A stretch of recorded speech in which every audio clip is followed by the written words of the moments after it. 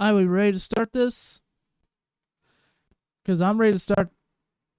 Alright, so are we ready to start this? I'm ready. I know I'm ready. I'm sure you guys are ready too. So let's go ahead and let's unlock and let's get started. Yes, accept quests.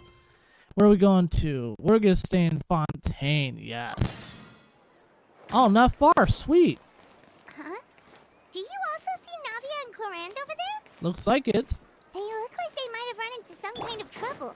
Let's go check out what's going on. Yeah, let's check it out. Let's see what's up. Hello, you two. Long time no see. Still no dice? Looks like it. Not at all. And I've asked pretty much everyone in the court of Fontaine already. Oh, damn. Lynette's ears drooped as soon as she heard that we'd have to be out and about for days on end. What? And Fremine, he hid himself under his helmet as soon as he realized there'd be people around that he didn't know.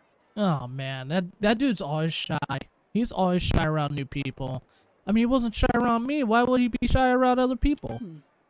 What about Chiori and Charlotte? I feel like both of them would be more than up to it. Maybe. I've asked them already, but they're both pretty busy right now. Nah. I just gave the members of the Spina a few days off, too, so I don't want to bother them either. I mean, I guess fair, but still. This is getting pretty difficult. Well, I wouldn't doubt it. Damn. Navia, Clorinde, what's up? Oh, there we go. We finally meet up again. Oh my. Well, if it isn't my dear partners, how are you all doing? I'm doing all right. If I say so myself. Huh. Navia? Huh? Oh, you mean... Up, here we go. What do we got going on now? Yep, this is our chance. Chance for what? What are you going to do? We're just passing through. Do you need our help with something? I think they need our help, Paimon. Oh, precisely. My dear partners, we've got a huge problem right now that only you can solve. That only I can solve? Like, how could I solve this? How? How? I don't work for the Court of Fontaine. Whoa, for real? Absolutely. We've already exhausted all our other options. What kind of problem? Tell me about it. If only they could combine it in one sentence. Traveler, Paimon, What? would you join us and play Marechaussee Hunter Judgment Day? What? Marechaussee, what now? Marshall, say what now? What? What? It's a new game script by the Tabletop Troupe, a local roleplay adventure club. Oh, Roleplay Adventure Club. Okay. Ever heard of the Tabletop Troupe? They put out games that allow you to participate in a story and roleplay characters with your friends. Oh, I've loved their stuff ever since I was a kid. Sounds exciting. I mean, I don't know if that'll be my thing. That sounds super interesting. Clorinde and I are both veteran members of the club. Recently, someone came up with a new script and was looking for people to help playtest it for them. Okay. And when they asked, of course I couldn't refuse. I mean, come on, a brand new script? Nobody has ever played it before. Oh, that's good. Something is brand new? Shit, I would have joined too. Generally speaking, scripts at that level of development have a lot of issues, but I think this one is pretty solid. That's good The to hear. author obviously put a lot of work into the story, and the world building is also quite credible. Really? So it's brand new and it's also credible. Okay. Alright. Alright, I see what's up. I see what's up. Whoa, whoa, whoa. I know I was the one that handed you the script, but some of us haven't read it yet. Oh. No spoilers, please. Yes, please, please. I do not want to be spoiled. I don't want any spoilers. Anyway, the script calls for a team of 4. Ah, yes. We're missing one final player right now. You're right. That is the big problem. So, you're saying you'll help us out? I knew I could count on you, partner. Hey, I'm down for anything. I could use a little break from fighting. Paimon and the Traveler are kind of a package deal. Is that okay? I hope so, because I want Paimon to join me too. That's not a problem. I'll adjust the pace based on the actual number of players, and ensure that everyone has a good time. Cool. Well, Traveler, what do you think? Wanna play? Paimon will follow your lead. I always help a friend in need. Count me in for a great script. I always help a friend in need. Well, that solves our problem. You have our thanks. Yeah, no problem. Woohoo! I'll go grab the script manager from the club right away. The script manager? Didn't you just say that you gave Clorinde the script? The club introduced a completely new kind of gameplay for the script. Really? In this iteration, the Game Master's version of the script is incomplete. The script manager provides the next part of the script only after players have completed the current list of objectives. Current list of objectives, okay. On top of that, in order to increase player immersion, the club has created some of the story's sets and scenes in real life. Really? We'll only know where we should go once the script manager reveals the starting location. Cool. Wow, you're right.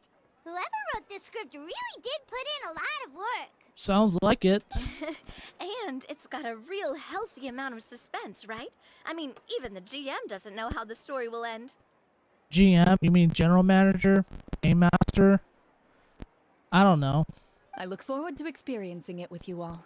Yeah, no problem. Why don't you go meet up with the others first? They should all be waiting at Chioria Boutique. I'll come over with the script manager as soon as I find them. Awesome. Sounds good. Remember to always watch where you're going, and don't rush. Yeah, don't rush. We don't want to be making mistakes. You say that like I'm 6 years old or something. Oh, jeez. Let me think. What kind of character should I play this time? Just play the strong woman who decides to wield a great sword. A big-ass two-hand sword. I just hope you'll pick up some useful skills this time. Oh, and stop trying to persuade every animal you come across. Persuade every animal. Oh my god. This fucking girl. Silent Night, Act 1. Cool. So where are we going? Alright, let's take a moment to heal my people right quick. Get them all ready in case there's gonna be any battles or anything like that. Because I got passive heals. And the Traveler, don't want to forget her. Let's go all the way over there.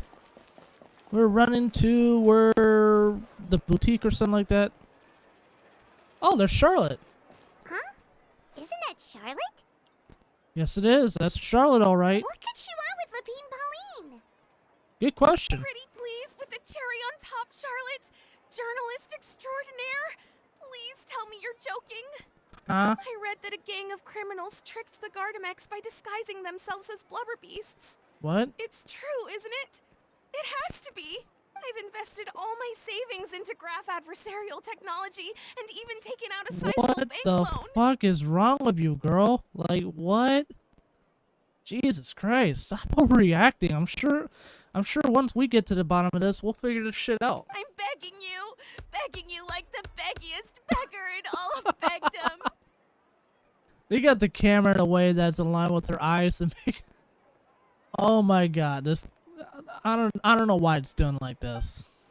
Whoa, everybody's Okay. reaction. I need you to calm down a little, Miss Lapine Pauline. I admire your passion for your research, and I don't mean to dash your hopes for those, big-ticket orders. Big ticket orders, what? But I'm afraid I'm not joking.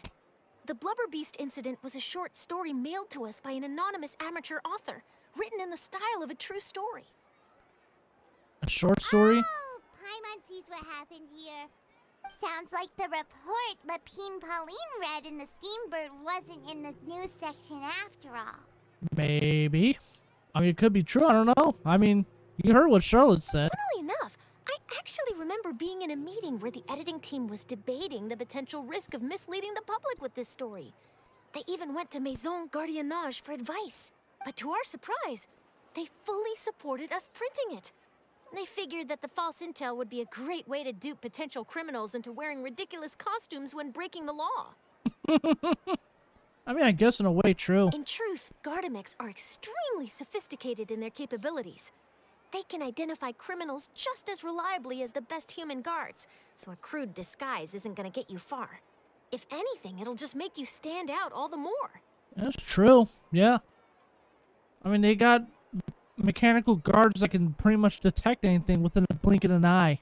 Since we ran that story, the Maison Gardiennage has made a slew of arrests, including, one phantom blubber beast, a titanic red-crowned finch, and a specter man.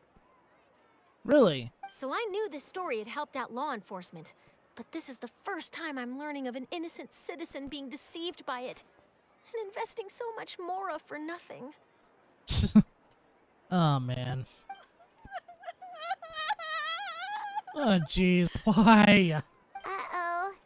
So Lapine Pauline's whole research project is based on a fictional story? Sounds like it, Paimon. Which means we're not gonna get a big bonus after all. But more importantly, she's gonna lose everything she's invested. True. Traveler, Paimon, you're back! Yes, we are. I was in the area taking some photos for a story when I got to talking to Miss Lapine Pauline about her research. She told me about your collaboration. Really? She was hoping I could write an article to spread awareness about image recognition technology. Image She recognition even paid technology? me for the article and gave me one of her prototype devices before I could get a word in. Oh, jeez. She even paid. Wow. I unfortunately had to dash her hopes, and I'm afraid all your hard work was in vain too. She's desperately trying to find a way to rescue the project and get you the mora you're due. I've tried to let her down gently, but she's finding it all very hard to accept. Looks like it. This is a new situation for us too. Yeah, Such same a here. pity. It seems like the author was only trying to make the story interesting, and the Maison Gardiennage only had Fontaine's best interest in mind. Looks like it. It's no one's fault. She is just a victim of a misunderstanding. Wait, Miss Lapine Pauline, what are you doing? Yeah, what are you doing, girl? What are you doing? I'm gonna pick a fight with a Gardamek, head to the opera at Biclez, and get a one-way ticket to the Fortress of Meropide. What? Girl, you're a fucking idiot. That way, I won't have to repay my debts. It's the only way I can afford to keep on living. Oh, no. No. You don't want to do that. No. Whoa, there's no need to go that far. I mean, come on, look at you. You wouldn't even dent the Gardamek's armor. In all likelihood, they'd only hold you up at the Maison Gardiennage for a few days before letting you out, and then you'd still have to repay your debts. Oh, jeez. Actually, instead of going into the technicalities of that, how much did you actually invest? How bad can it really be? How bad can it be? That's a good question. 270,000 mora. Jesus, that's a lot. That was better than the millions, but damn. Okay, well, escaping to the Fortress of Meropide over a sum like that seems like a last resort. Surely there must be other options. Yeah, it must be. Not anymore. I used to be an equipment supplier to the Fontaine Research Institute before that blew to pieces. Oh, and damn. now I'm just a small-time engineer. I scraped together some savings over the past few years, but I put every last mora into this project, and now I'm left with nothing. Jeez. It's not just my savings that are gone. It's my whole future as a graph adversarial technology specialist and my dreams of becoming a billionaire one day. Becoming a billionaire?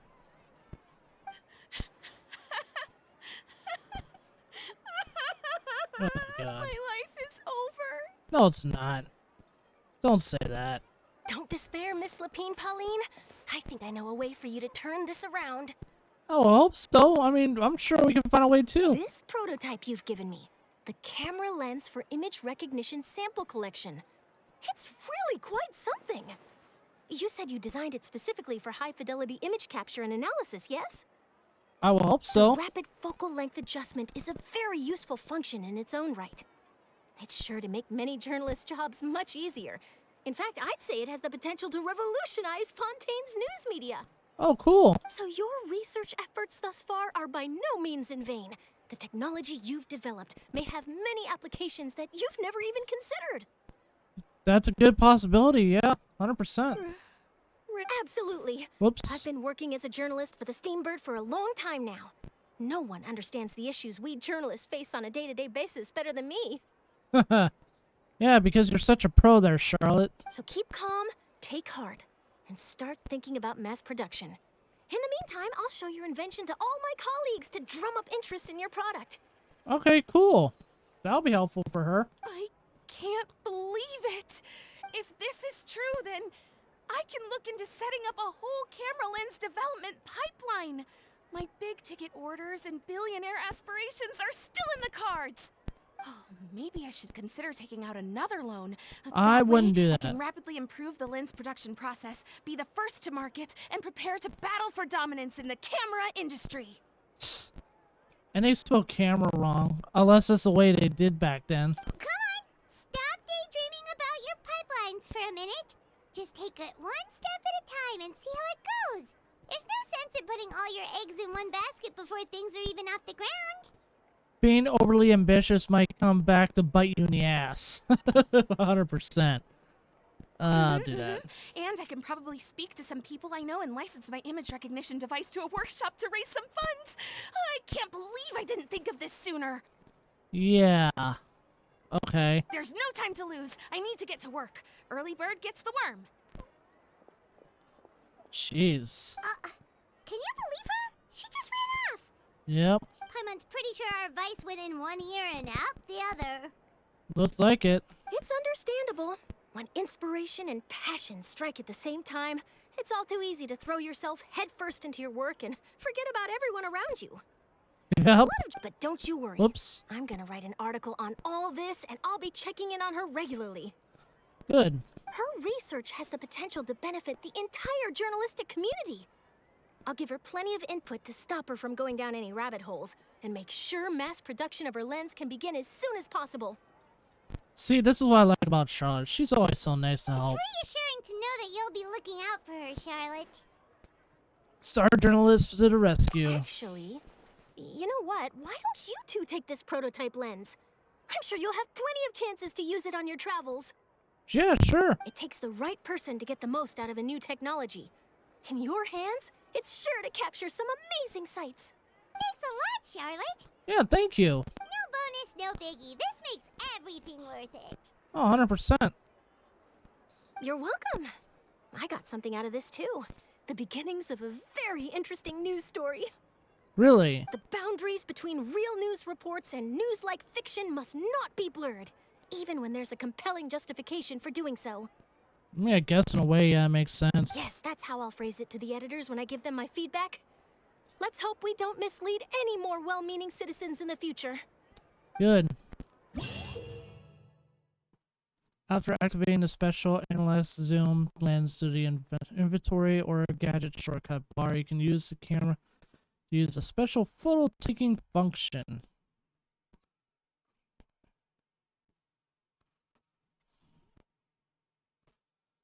Cool. And we got it. So let's actually continue what we were doing.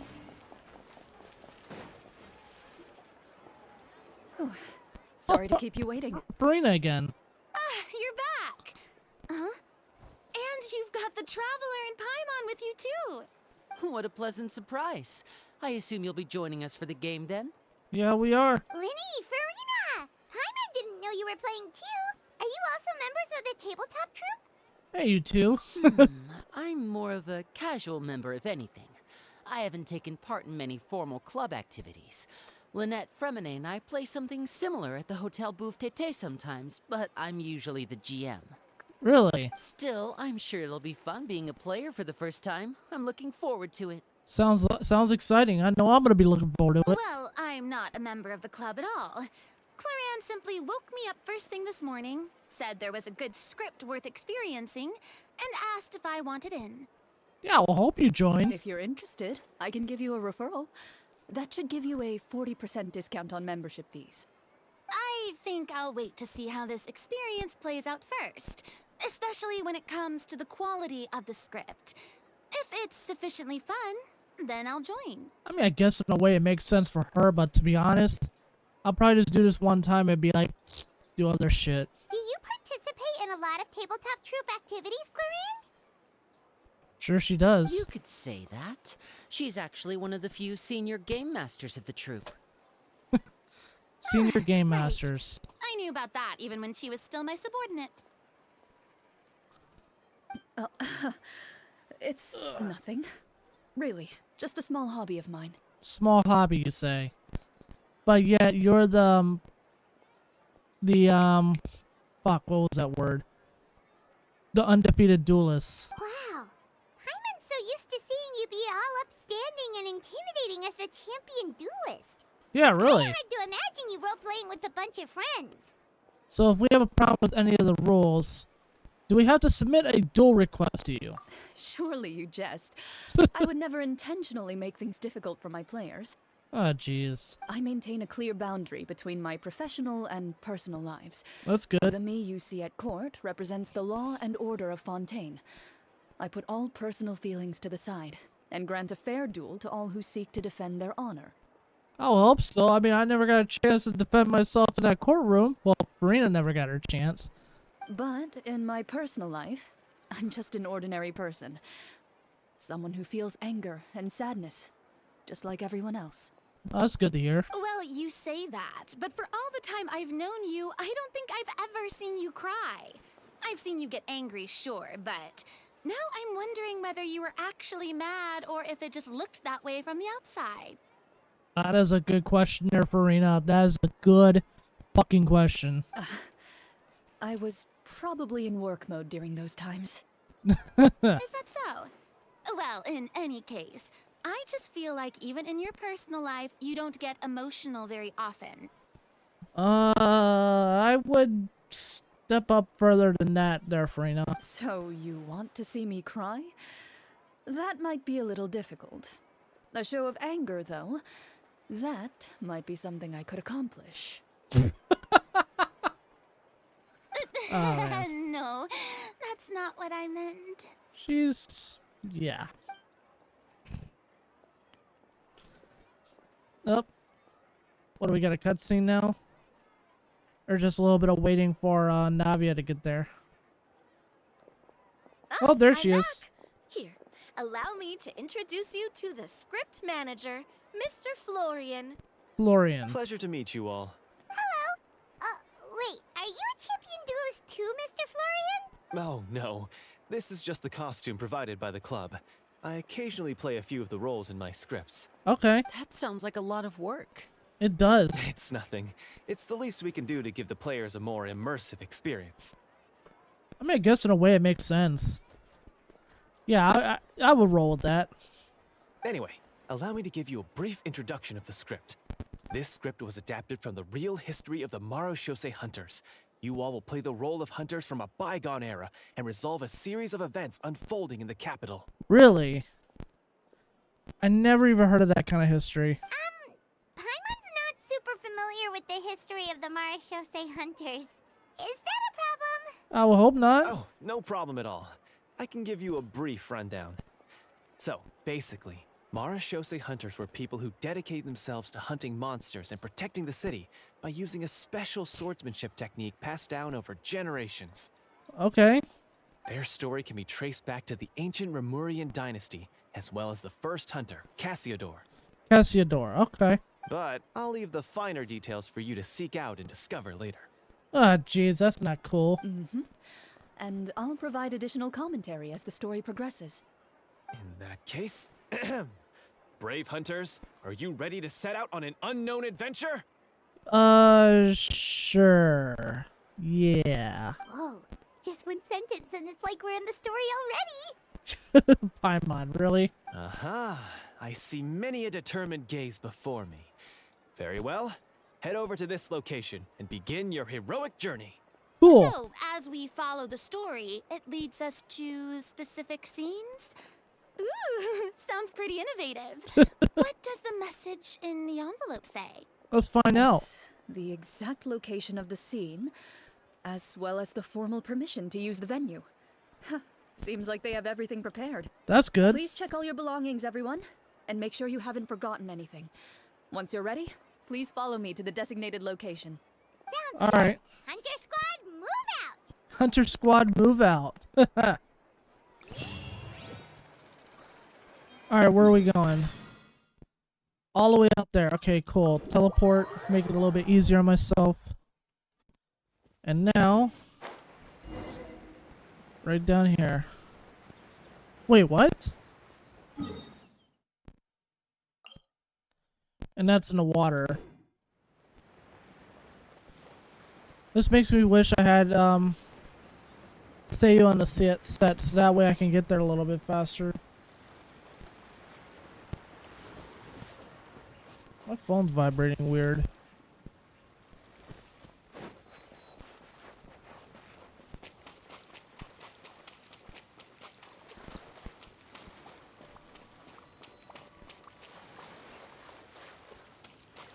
That's my phone. Run faster.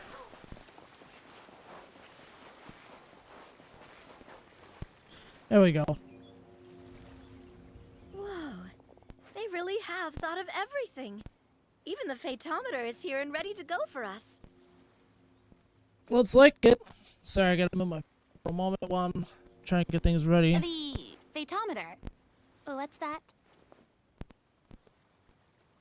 It's a card that's used to determine action success or failure. We'll need to use it when we try to use certain skills. Okay. And what about all the dessert and tea? Is that for us as well? Let's like it. That's what the message said. Really? That's so nice. It feels just like a tea party with friends. Sounds like it. You're enjoying yourself there, Farina. Those snacks have Paimon's name written all over them. That's my name over at Paimon. Chill out. I think you might be more of a snack hunter than a Marashose hunter, Paimon. Snack Hunter Paimon reported for duty. If there are delicious snacks to be found, Paimon will track down every last one. That suits you very well there, Paimon. 100% legit. That suits you better. The desserts are great. But I'm still looking forward to the story more than anything. Okay. Very fair. Then, let us begin. Let us begin. First, please pick up the blank character cards in front of you and write down your name and profession. You can find an abbreviated version of the rules printed on the back of your character card. If you have any questions, feel free to ask me. Good. In this story, everyone is a Marashose hunter. To reflect this, Marashose the club has prepared hunter. a small badge for everyone. Ooh, nice. As hunters, you have proficiency in swordsmanship and fighting by default, so there's no need to allocate any additional skill points to those areas. Cool. Swordsmanship? So there's a fighting part to all of this? I will. So, Paimon's not sure she can do all that on her own. Maybe Paimon can just stick with you? yeah, why not? You are my partner after all. Why don't you share a character card then? The traveler will be the Marashose hunter, and you can be her little floating assistant. Floating assistant. Kinda like in real life. True. So, for the name, do I fill it out with the name of my character? Yep, it can be any name you like. Cool. You can use your real name too if you want. I do that whenever I get too lazy to think of a new name. I could definitely relate to you, Navia. If I feel too lazy, I'll just use my own name. Oh, so it would be like experiencing a different life, but still as yourself. That's not a bad idea. Yeah, true. Not a bad idea. In that case, I think I'll continue to use the name Linny then. All right. Next up is the skill sheet. You have a limited amount of skill points that you can use to learn a number of skills. The more points you invest in a particular skill, the easier it will be to pass associated checks. Cool. I'll take persuasion and investigation. Those are must-haves when it comes to missions like these. Cool. Oh, those skills sound like they'd be useful for gathering intelligence. Good idea, Navia. Just as expected of a veteran player. For sure. So, should we also take those skills then? Not necessarily. Since we're working together as a team, we could leave the negotiations to Navia and use our skill points to pick up other useful skills. Good. For example, I think I'll take stealth and sleight of hand. That will give us more options if we run into any situations we can't negotiate our way out of. All right. Good. Oh, interesting. I wasn't thinking about it like that. I suppose it's not so different from an acting troupe. Everyone has their own role to play. Oh, for sure. Let me see. I'll take arts and performance. I'm not quite sure what use they'll be, but I'm not as knowledgeable about the other skills, and I am not too confident I'd be able to roleplay them well. Oh, come on, Farina. You pretty much roleplayed virtually anything, especially when it came to the courts. Well, that leaves us. What do you want to learn, Traveler? Insight. Oh, something that'll help you get a read on other people's thoughts. Sounds useful. Learn cooking? Ooh, so you want to help people when they're injured. That's nice of you. So what do you think? Are you sure you want to learn these 2 skills? Yep, I'm sure. Let's see. Oh, looks like you each have enough points to choose one final skill. Cool. You've all picked such classic skills. It's fine to go a little bit out of the box, you know. I mean, I already am by helping the injured. Why do I get the feeling she's getting ready to cause trouble? Uh-oh. For example, this one here. Summon. Doesn't it sound super mysterious and cool? It does sound mysterious, but I'm not sure about the cool part. Oh, I saw that one just now as well. The description says, this skill can be used under certain circumstances to summon characters or creatures that fit the script's world-building rules. Alright. The script's world-building rules, huh? But how are we supposed to know what a Marashose hunter can summon? True. That's a very good question there, Lenny. Oh, that's not for us to worry about, my friend. Just learn the skills that interest you, and the GM will take care of the rest. Cool. I feel like she's starting to get irritated now. I mean, typical of her. All right, you've convinced Paimon. Let's learn Summon then. Paimon can't wait to see what kind of thing shows up. Well, now that everyone's more or less finished creating their characters, we can begin. Cool. Since 2 of our players are doing this for the first time, though, let me ask, would you like to play on easy mode or authentic mode? Easy mode or authentic? What's the difference between the 2? Yeah, I would love to know too. Well, in role-playing games, the story sometimes changes based on the decisions of the players and the results of the Fatometer. For example, if you fail a check, that means you cannot use the target skill in that scenario. A critical failure may even result in further negative consequences. Oh, damn. If you choose to play in authentic mode, every time you elect to use a skill, you'll need to use the Fatometer to see whether you succeed or fail, and face any consequences that may follow. Oh, shit. If you choose easy mode instead, every check will be successful by default, and you won't have to worry about luck playing a factor. A random check triggered by the Fatometer often serves as an indicator for Destiny's course or the success or failure of an action. Please press to draw a card and get a random number between 1 and 20. If the number displays greater than or equal to the check difficulty, you will pass the check. Otherwise, it will fail it.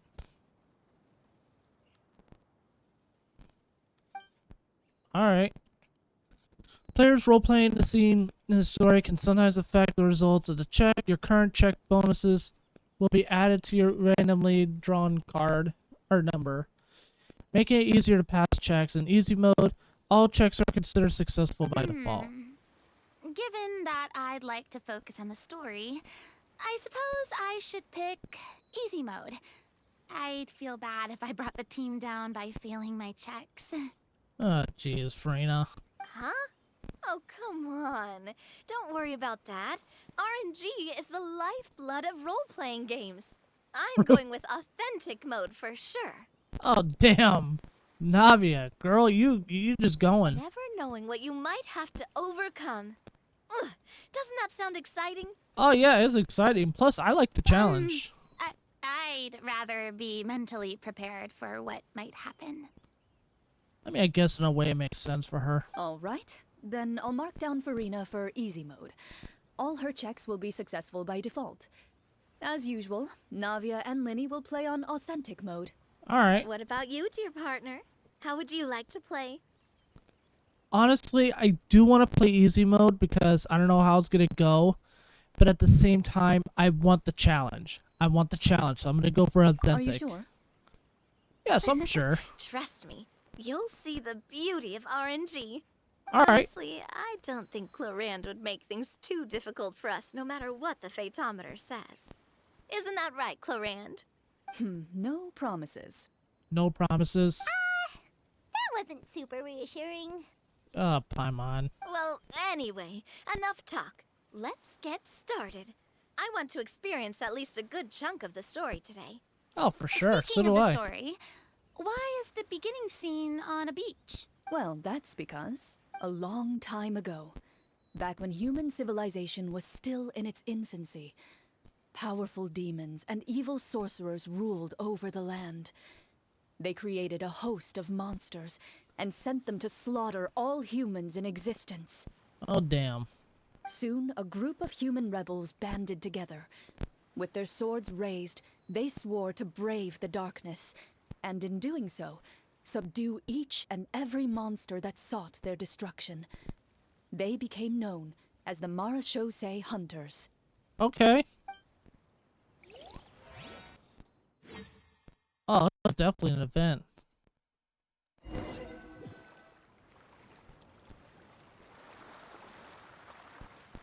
Sometime later, as a member of the Marachose Hunters, you receive a commission.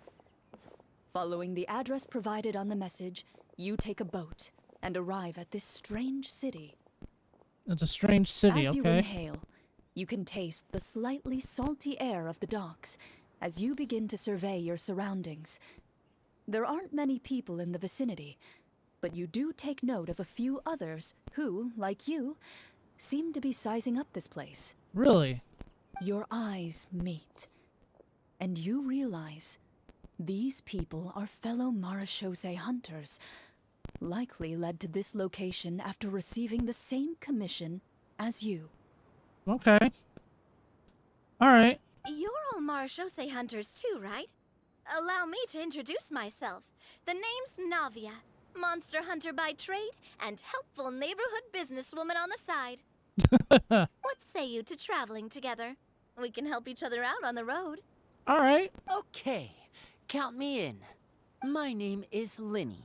I've been wandering since I was little and picked up a few less than legal tricks along the way. That's I was illegal. adopted by a Marachose hunter and later chose to follow in his footsteps. Alright. Is this where you introduce your character to everyone?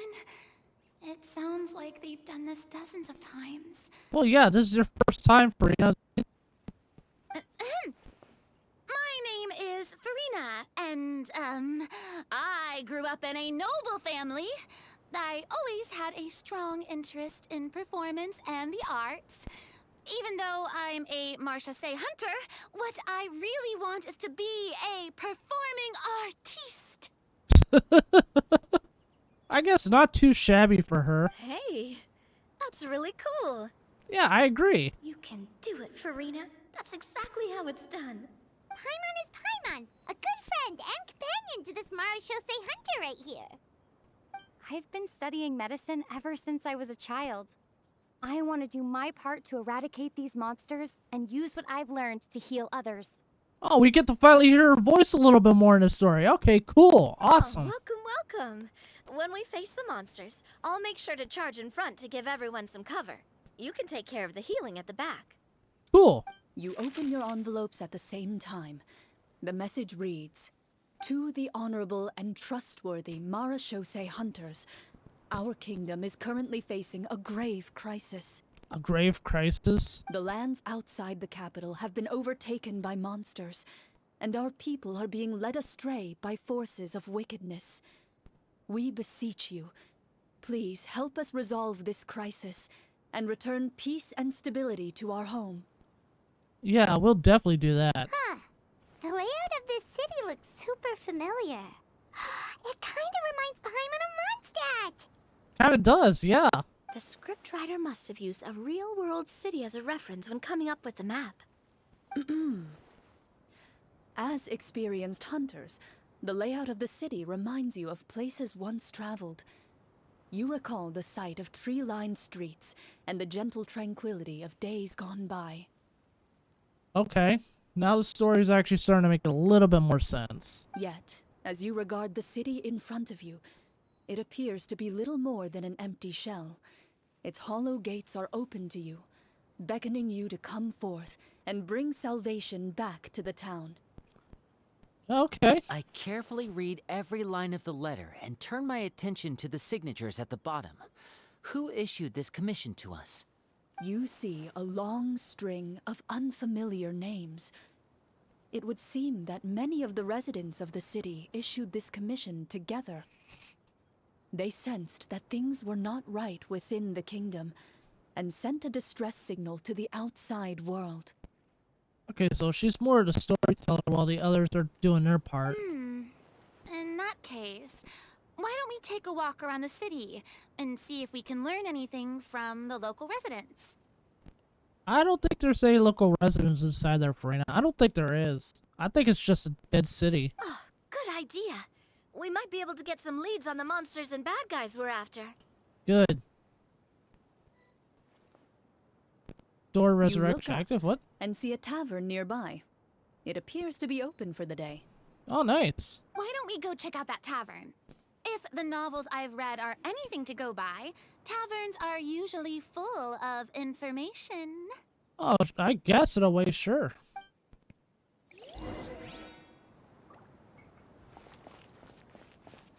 As you approach the tavern, you find a plainly dressed woman standing nearby. She appears to be rather troubled about something. Troubled about something. Let's find out. Greetings, friend. Lovely weather we're having today, don't you think? Oh, hello.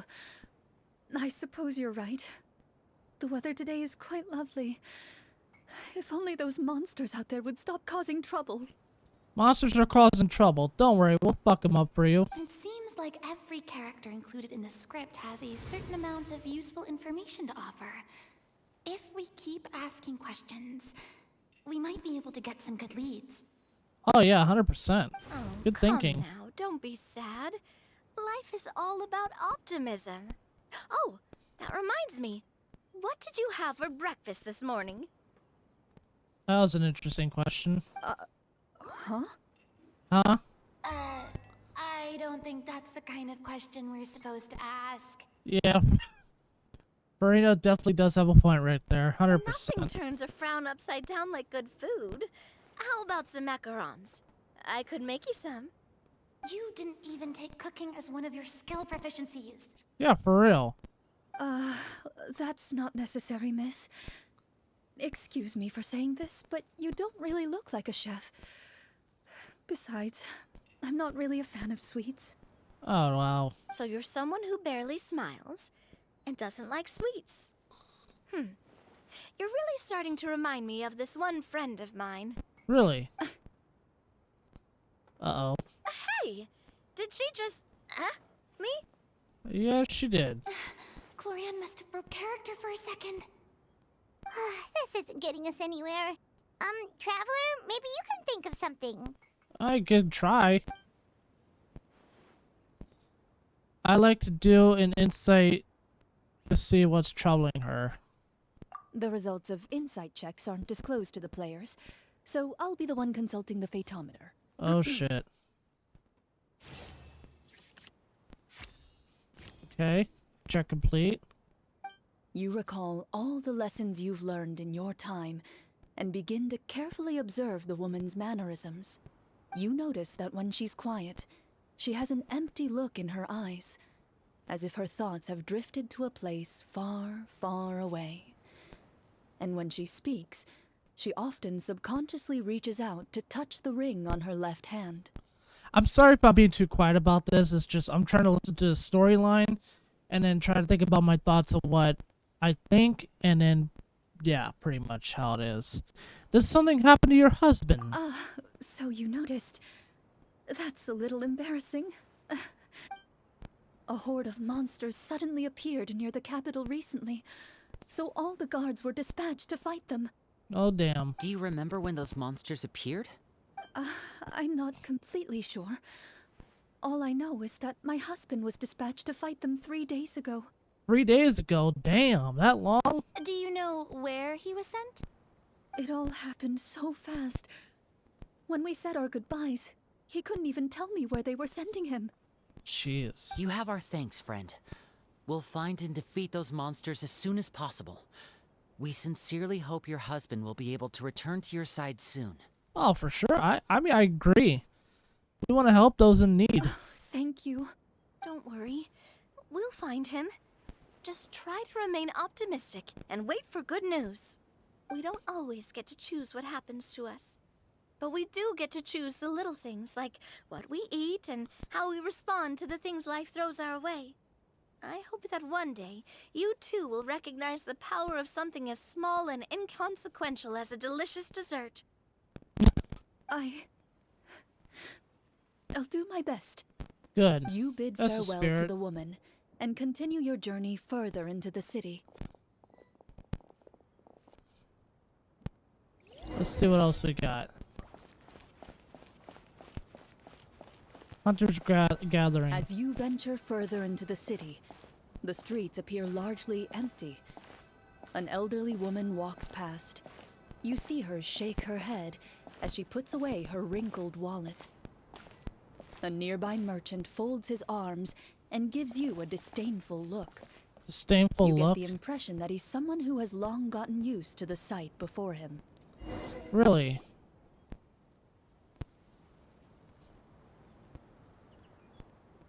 Why does he look pissed? Although he doesn't seem very friendly, merchants are usually a good source of information, right? I guess, yeah. Pardon me, sir. I'd like to ask a question if I may. That depends.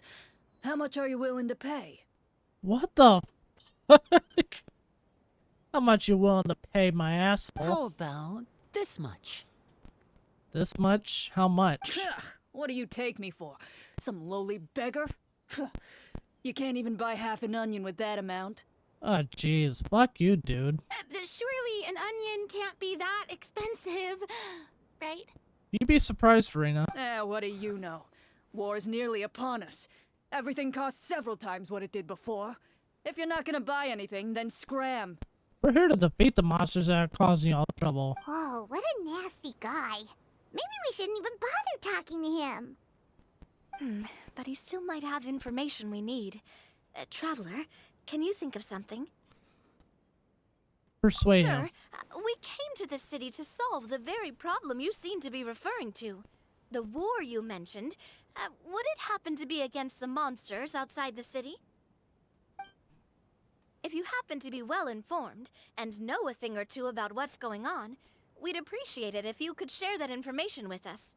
After all, the sooner this problem gets resolved, the easier it will be for you to do your business. That was actually pretty good there, for, Navia. Oh, damn. Okay. Check successful. Well, things are basically as you said, young lady. Those monsters are camped outside the city, and they've been destroying all our trade routes. We have limited reserves within the city, so if this continues, we're all gonna be in big trouble. Oh, damn. Wait, you're saying no one has put a plan in place to distribute supplies or maintain order? We could all starve, and those nobles in the palace wouldn't even break a sweat. Oh, jeez. Who knows? Maybe they've been in cahoots with the monsters all along. That's actually a very good thought right there. That's a very good thought, but at the same time, we don't know. That is concerning. For sure it is. All right. That's all the information you need, right? Off with you now. I've still got business to do. You know, if you smiled a little more, you'd definitely get more business. And I bet that would make your life just a little bit sweeter. I'm not saying it's guaranteed to work. It's just a tip. Okay. Alright, what's next? Should we try to go somewhere with more people? Oh, how about the city square? Follow me. City Square? Okay. Before you lies the city's central square. You see a man with a slightly anxious look on his face, pacing back and forth, his head hanging low. Oh, jeez. What do we He got doesn't here now? seem to notice your approach. Still immersed in his own thoughts, he shakes his head and lets out a long sigh. This guy seems promising enough. Maybe I can get some information out of him. Maybe we all can get some info out of him. Hello, sir. Is there anything I can do to help you? Wait, you're... I'm what? Oh, dear goodness! You're a Marashose hunter! You recognize us? Ah, are you one of the people who wrote the commission letter? I will hope so. Yes, yes! Oh, I didn't expect you to actually come! Oh, what great news! The city is saved! What happened here? Yeah, what happened? Alas, we once lived comfortable, carefree lives. This city used to be free of monsters. The first Marashose hunter, Casiodor, the Golden Hunter, he was the one who drove them back. Really? However, monsters have once again surrounded the city. Perhaps the seal that kept them at bay has lost its power. Or perhaps an evil sorcerer has been meddling in our affairs. All I know for sure is that their return has stripped this city of any chance at peace. Oh, damn, that's not good. Are there not enough soldiers to drive them out? It's not a question of numbers. The guards simply have no idea how to deal with them. Oh, damn. Most people my age have never even seen one of the monsters, much less been trained to fight against them. What's worse, many of us don't even know the history of the Marashose hunters anymore. Oh, no, that's not good. When I was a child, though, my grandfather would tell me stories about how the Marashose hunters drove back the monsters. So, on the off chance that something might come of it, I decided to reach out to you. Oh, that's good you did. To be perfectly honest, I was starting to think all those stories were just tall tales. But now that I've seen you in person, I finally know that it was true. Oh, yeah, it's true, 100%. You see us standing here. Well, you can rest easy, friend. The righteous and formidable Marashose hunters are on the case. That's good to hear. The man is touched by your determination and resolve. His eyes begin to well with tears of relief. Oh, damn. Still, if we are going to hunt the monsters, we need to know where to find them. Can you give us any leads? I would appreciate the leads. All I know is that the area outside the city is dangerous. I'm afraid I can't point you toward a specific location. I mean, that should be good enough. Oh, although, if you leave the capital through the main gate and follow the road, you should run into a group of guards. They might know more about where to find the monsters. Oh, I would hope so. I see. We'll go look for them then. All right. Be careful. Oh, and one last thing. The monsters outside the city are just part of the problem. There are evil sorcerers inside the city as well, so be on your guard.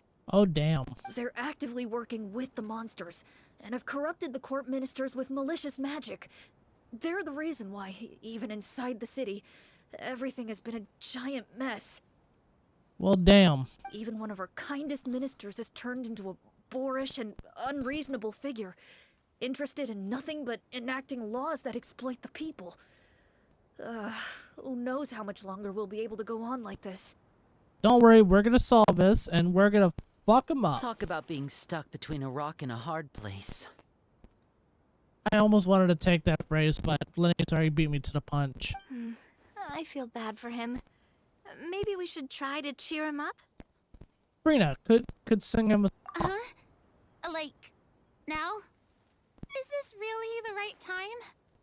I appreciate your kindness, but for now, it's more important to focus on the crisis at hand.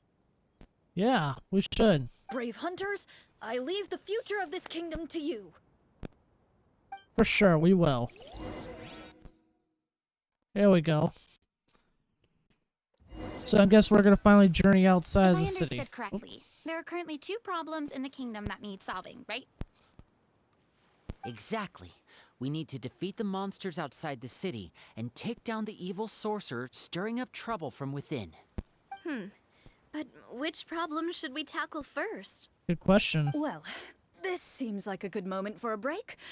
Take some time and discuss what you want to do. Let me know when you've made your decision. I really didn't expect the people in the city to keep us at arm's length like that. I totally thought the hunters would be treated like heroes. I don't think they're well known. That's the thing, Farina. Well, Clorinde said the script took cues from the real history of Fontaine, right? Maybe the real-life Marushosei hunters were also treated like that. It's a good point. I wouldn't say it's a perfect representation of history, but there are definitely some similarities. Would you like to hear more about it? Yeah, I'd like to hear more. Sure. As long as it doesn't spoil anything in the script. You've brought up bits and pieces of the hunter's history before, but it was all in passing. Paimon wants to know too. The hunters were super powerful, right? Were they all from a special line of supernatural beings or something? Kind of like the yokai in Inazuma? I mean, good question, I guess, Paimon. I don't know. No. All Marashosei hunters were ordinary mortal fighters. The only thing that set them apart were the special sword techniques passed down over the centuries. Huh? So you mean anyone could become a Marushosei hunter? Probably. In theory, yes. All you would need to do is survive the rigorous training and master the swordsmanship techniques required to fight the monsters. Still, most people dropped out at the early stages, and others called it quits the minute they saw a monster in person. To become a hunter, you must be strong in both body and mind. Very good thought right there. What kind of monsters did the hunters fight exactly? Oh, and the evil sorcerer the script mentions. Did they exist in real life too? That's a very good question, Paimon. I mean, I would think they would exist. The land of Fontaine once played host to an ancient dynasty known as RAPPERIA. After that dynasty fell, monsters began to appear, intent on obstructing humans from establishing a new social order. Jeez. One of the ancient sorcerers of Remuria used his power to assemble a formidable army of golems. He sought to use that force to establish himself as king. King of what? Now, wait a second. Don't tell me that guy was the inspiration for the evil sorcerer in the script. We still haven't found any in-game information on him yet. So, why don't you talk about someone else for now? Yeah, true. Well, I wasn't planning on going into anything you might be able to find out in the game. But if you want me to talk about something else, then... how about Casiodor, the Golden Hunter? Or Egeria, the ex-Hydro Archon? Yeah. Wait, but those people are all from a super long time ago. Where did you learn all this, Clorinde? Good question. From my master. From your master? Huh. By master, you mean Miss Petronia? Is someone you know?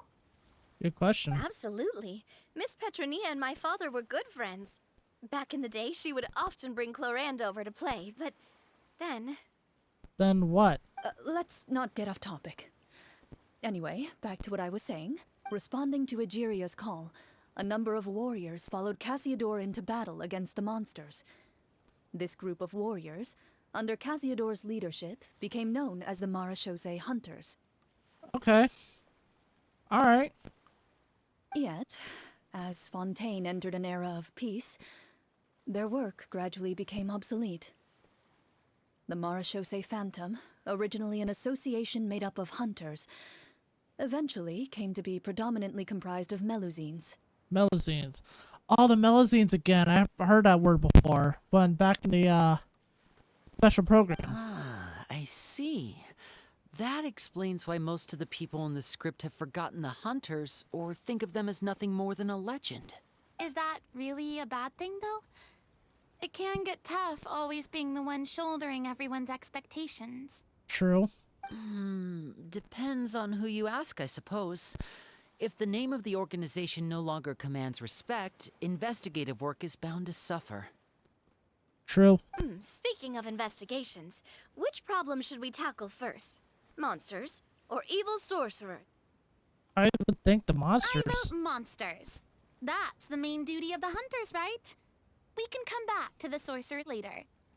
Well said, Miss Farina. Yeah, well Plus, said. if the sorcerers really are the masterminds behind this whole thing, defeating the monsters could give us some clues on their intentions as well. What about you, partner? What do you think?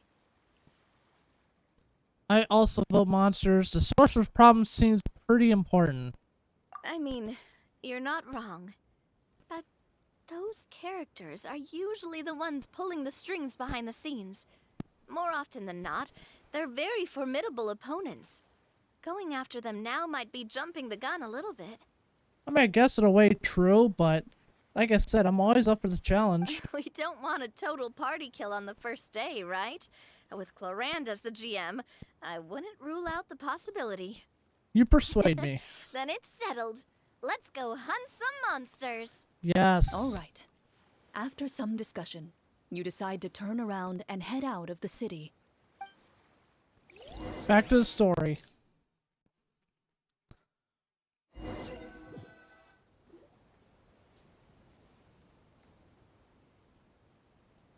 Let's take a look around, like that guy said. Yeah, let's do that. You there, outsiders, halt! Bitch, don't stop me. Who's there? An armored man approaches you. He has a tall, muscular build and a determined expression in his eyes. Just one look, and you can tell he's fought in his fair share of battles. Looks like it. Although he's trying his best to conceal his current state, his uneven gait and the sweat dripping down his forehead make it obvious that he's been wounded and is in serious pain. No, damn. I'm the captain of the guard. I saw you sneaking around the city earlier, so I'll only ask this once. State your purpose, or it's off to the dungeons for the lot of you. I wouldn't underestimate me if I were you. Wow, it's been a while since someone's been this suspicious of us. I said talk, not whisper between yourselves. Have you ever heard of the Marchese Hunters? Marachose hunters? Ha! That fairy tale, you mean? What, you expect me to believe you're one of them? We're all them.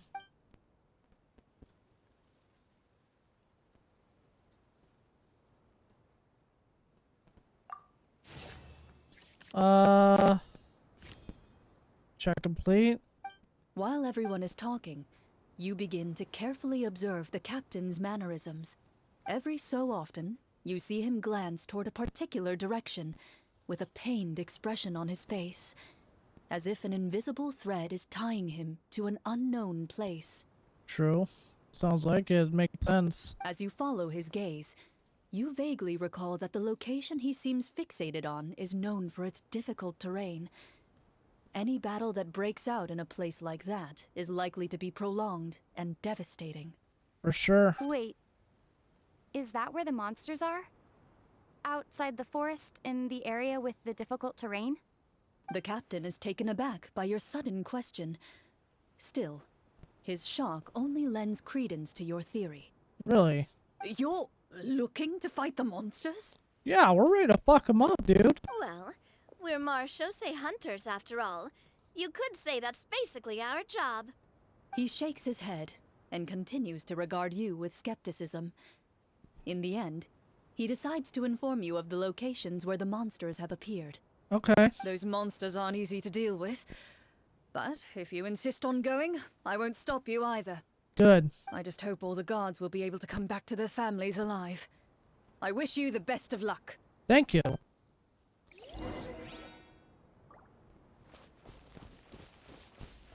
Based on what the captain said, the monster should be right up ahead.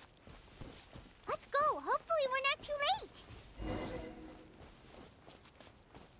Up, here we go. As you approach the battlefield, you see numerous people lying by the side of the road. They appear to be dressed like guards. Oh, damn. Their faces are filled with desperation and terror.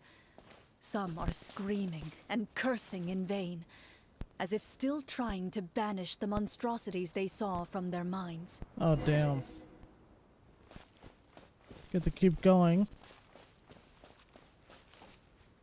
A few of the wounded look up at you in shock and disbelief. Quick, leave this place. Turn around and don't look back, they yell. No, I'm gonna keep going. So I got Traveler, Farina, Lenny, and Navia for this.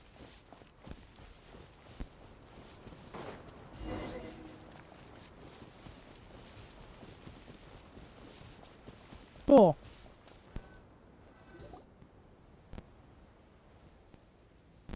Here we go. This is the place he mentioned, right? You see broken iron swords scattered all around you, and downed trees riddled with terrifying claw marks. Oh, damn. All the signs point to one thing. A truly devastating battle just took place here. Looks like it. Be on your guard, everyone. The monsters might still be around. Oh, for sure. Before you can finish your sentence, you hear rustling sounds from the surrounding bushes. The monsters have emerged. Oh, those mobs. They close in on you without fear. You get the impression that, in their bloodthirsty eyes, you're just another meal for them to devour. Not unless we fuck them up. A little help here! This thing wants to eat Paimon! Paimon. Your battle round begins now. Good. Shit. Oh, thank God.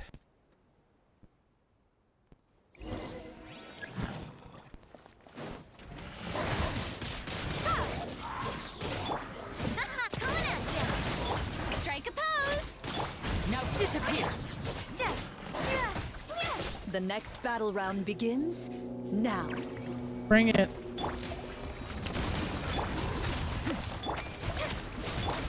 Windblade. A round of applause! Yeah. Watch out. Done. The monsters let out a terrifying roar of anger and resentment before dissipating into thin air. Damn. Ugh. Thank goodness it's over. We're lucky the Marashose Hunter class came with all those preset skill points. Otherwise, we would have been in some real trouble. Oh, for sure. I never knew the photometer even determines the amount of damage you inflict.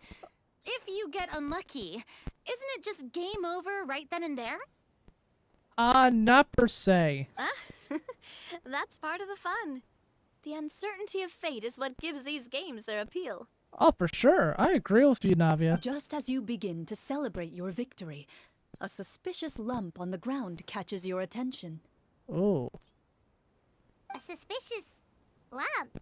Wait, could it be the thing that appears after every battle? I walk up to it, crouch down, and begin to carefully examine it. I've still got my right glove on, so it should be fine for me to touch it, right? Probably. As you investigate the mound, you discover that the exposed portion appears to be made of wood. It was previously obscured by the large form of the monsters. Alright. With the monsters gone, the small protrusion now awaits your discovery, poking out of the ground like a shy flower bud. Looks like it. Ooh, it's a treasure chest! Nice. Let's dig it up.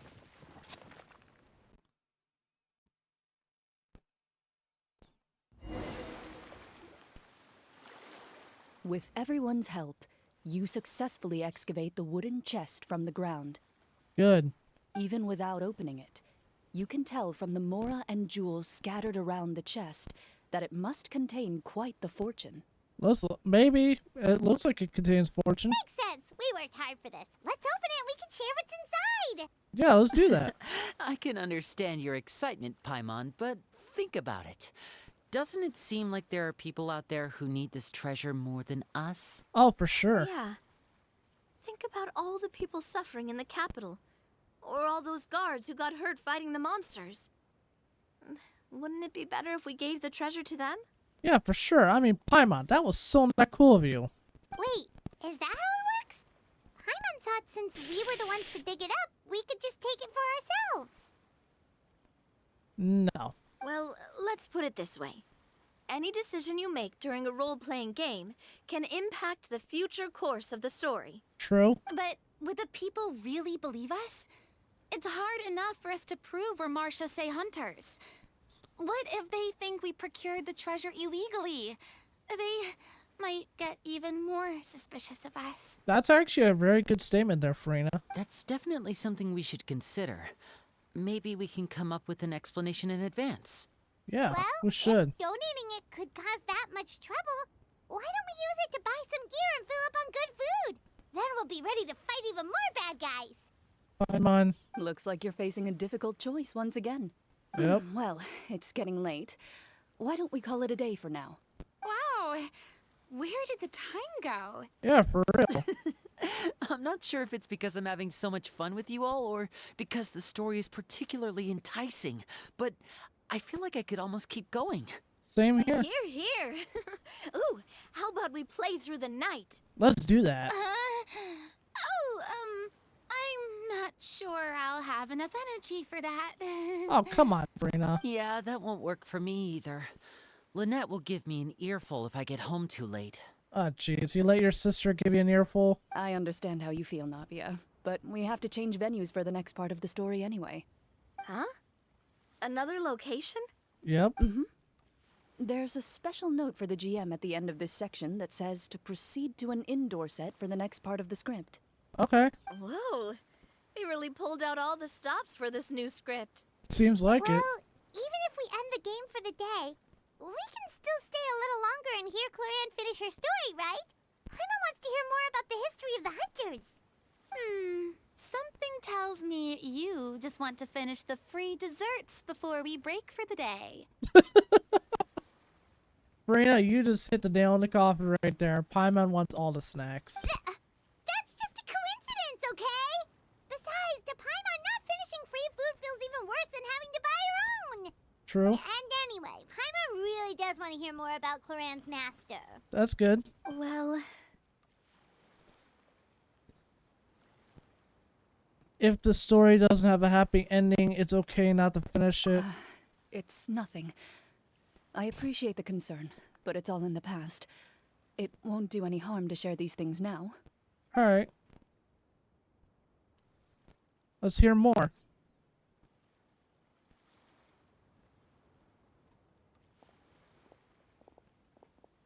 My earliest memories are of living with Master.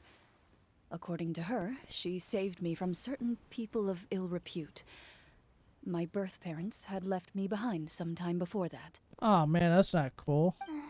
What a heavy beginning for a life story. Master was a fascinating individual. If inexperienced in the ways of raising children, my first ever toy was a short sword. Really? Although I suppose it wasn't so much a toy as something Master removed from her waist and handed to a noisy child in need of distraction. Oh, wait, so she handed an actual sword to a child? Isn't that dangerous? Did you hurt yourself? I'm sure I'm sure she appreciates your concern there, Farina. Of course I did. I cut my palm and bled quite a lot. But Master was not concerned. She just stood there and casually lectured me about it. Oh jeez. See, that's what you get for not holding the sword properly, she told me. She then crouched down next to me and said, "Give me your hand. I'll teach you to bandage this wound. After that, it's time to learn how to truly hold a blade." Okay. Excuse me for asking this, Clorinde, but how old were you exactly when all this happened? Good question. Probably around, 3, give or take. 3? What? 3? Isn't that when most kids are still struggling to hold a fork? As I said, Master was rather inexperienced in the ways of raising children. She believed trial and error was the best way to teach a child what they're capable of. I mean, in a way it makes sense, but at the same time, 3 years old? What the fuck? I'm not so sure this is a question of experience. I didn't see anything wrong with her ways at the time. And anyway, children don't get to choose how they're raised. Oh, she did bring me back a pet from Liyue once. It was a Geovishap hatchling. Really? A Geovishap hatchling? For a pet? That seems even more dangerous. Yeah, for real, Paimon. Yeah, I agree with you. What she said was this: make sure to get along, you two. If you really can't agree on something, just settle it with a fight. Whoever loses is the real pet. Whoever loses the real pet. And how old were you when this happened? 5. Wow. Well, did you win? I mean, I guess it's pretty obvious. No, I lost. Oh, I was wrong. So you're saying you actually became the Geovishap's pet? Yes. but only for a week. By the end of that week, I defeated it in combat, and we've shared a cordial relationship ever since. Oh man, that was bad timing on me. Jesus. That really doesn't sound like the kind of childhood someone should have. Yeah, I would agree with you, Farina. Later on, I gradually understood that Master most likely didn't know any other way to raise a child. She was a marechaussee hunter, but I never heard her bring up her own parents. I just lost words right there. Thanks to her, I learned how to navigate the forest by the age of 6, and could hunt monsters in the wild by myself the year after that. So by 7, you can hunt monsters pretty easily. Even though the training she subjected me to was strict, she always made sure to take me traveling when she had the time. We met many of her friends during those days. That was also how I met Mr. Callis and his family. Mr. Callis and his family, okay. I still remember the first time we met. You were too scared to join our picnic and hid behind Ms. Petronia the whole time.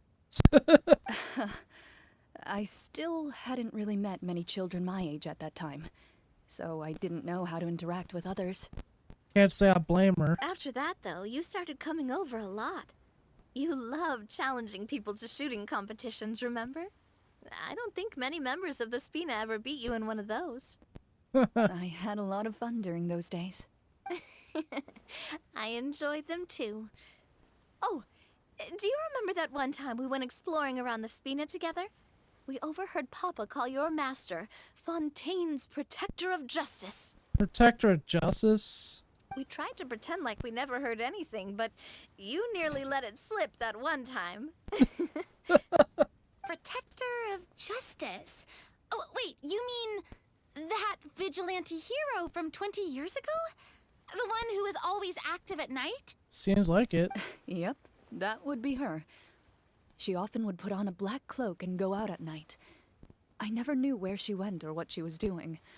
Until, like Navia said, we overheard the truth from Mr. Callis that night. Damn. 20 years ago, huh? I still remember the guards leaving all kinds of witness reports about her on Nervalette's desk. Really? Ugh. You really did, Farina. My apologies. Oh, there's no need to apologize. You had nothing to do with it. And anyway, everything she did was for a good cause. I would hope so. Although, calling herself the Protector of Order was a bit much. Especially when she deliberately operated outside the law. Ooh. Huh? When did the Protector of Justice become the Protector of Order? Oh, she had a bunch of code names. I heard she would just come up with a name on the spot whenever she was asked. Later on, she probably got sick of answering those questions and decided to stick to just 2. The Protector of Justice and the Protector of Order. I mean, I don't really know what to say at that point. That sounds like her, all right. I bet she forgot which of the 2 she'd use by the time she got back each night. Oh, jeez. Well, she certainly sounds like a fascinating individual. With her strong sense of justice, it's no surprise her student followed in her footsteps. I mean, I guess, yeah. It's true. I always wanted to become like her. Someone powerful, independent, and with a strong sense of conviction. But... But what? But... That's what I just said! She suddenly disappeared the night I turned 10 years old. Damn. Disappeared? What happened? I have no idea. She didn't even leave a note. I was never able to find out where she went. Damn. That night, I was celebrating my birthday at Navia's house. But Master never came to pick me up. When I returned home on my own, it was to an empty house. What? When she still didn't appear after a few days, I went to Mr. Callis's house to ask about her whereabouts. But he only shook his head. Papa probably didn't know either. I know he sent a few people to investigate the matter in secret, but they never found any credible leads. Jeez. Don't worry, I understand. To be perfectly honest, given Master's personality and way of doing things, it all made a lot of sense. If I had to guess, I'd say she probably used it as an opportunity to force me to become independent. I mean, I guess, but still, that young? Just like how, when a litter of kittens reaches a certain age, the mother willingly leaves them behind. Were you upset, Clorinde? I was at first, but not anymore. I don't believe Master would suddenly disappear for no reason. There must have been something she just had to do. I mean, either that or she just left for no reason. Well, despite everything, you still managed to follow in her footsteps and become the greatest champion duelist in all of Fontaine. You're practically a living symbol of law and justice. True, 100%. That's a good way to lift some spirits there, Paimon. I suspect my position would be far too by the books for her. Master always did whatever she pleased. But you're right. I suppose I do take after her in some ways. Looks like it. Who knew Clorinde had such an interesting past?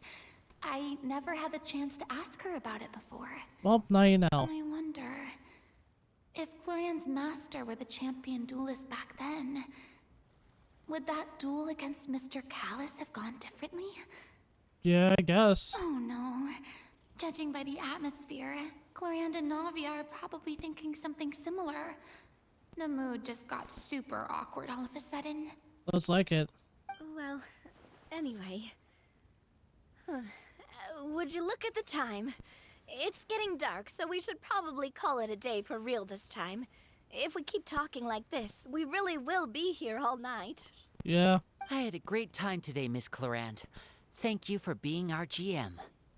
Good. Anytime.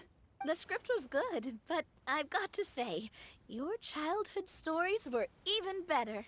Hey, you should tell us more about that fight against the Geo-Bishop sometime. Maybe your master was onto something. Maybe. You could be right. What does she mean, onto something? I certainly don't know any 5-year-olds who want to fight a bishop in their spare time.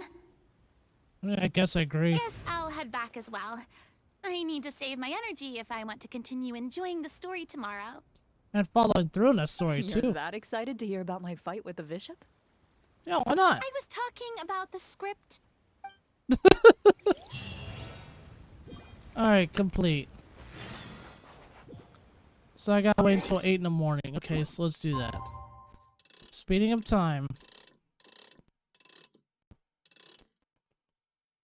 Question is, where's it gonna be held at?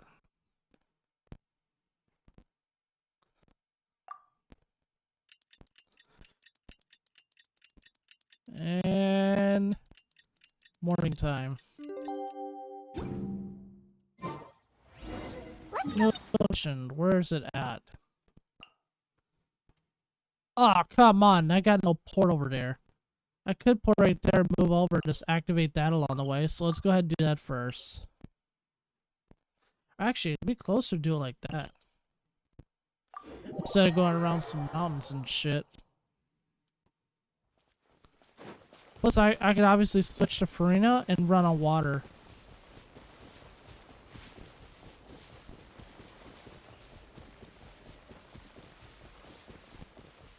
I don't want to deal with the mobs right now.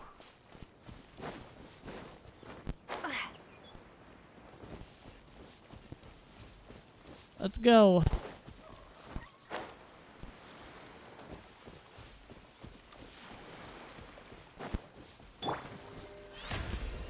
There we go. Don't want to deal with them hilly trolls right now. Oh, that's right. I could just swim if I wanted to, but honestly, I'll just run.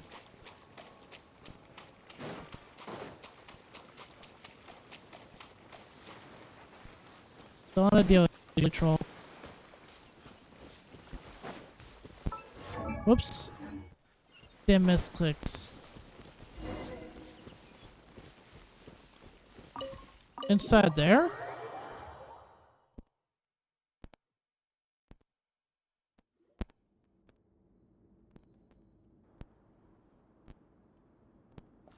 Looks like everyone's here.